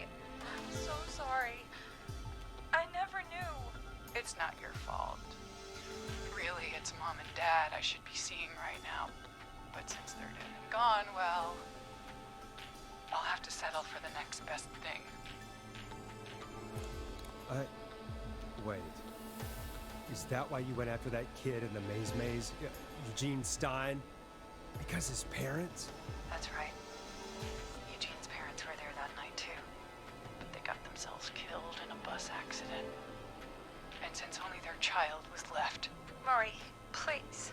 Mom and Dad are gone, Peggy. Besides, you forgot me. Just like the rest. You forgot. Marie, Peggy never forgot about you. Keep your mouth shut. She kept a card from you. She kept it here on her desk. What card? The card you made me for my 8th birthday. What does it say then? Happy birthday, Peg. Now you're great and 8. Love, M.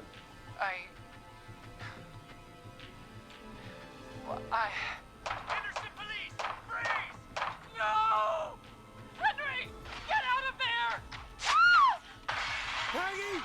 We have 2 wounded, and we're in pursuit of the suspect. Henderson police! Freeze! Forrest! Leslie, how's Peggy? She's been cut pretty bad, but we're here now. I'll be okay.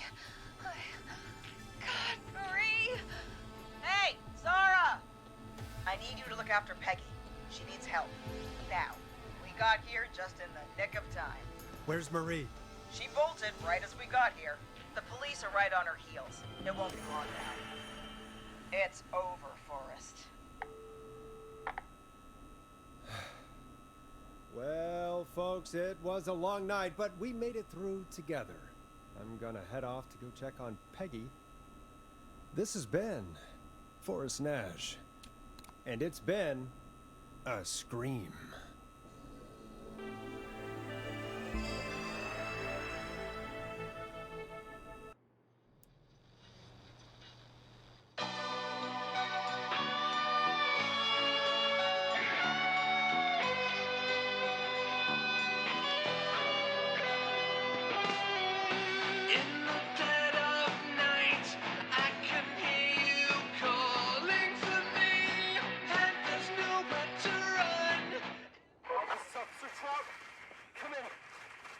Suspect is in custody.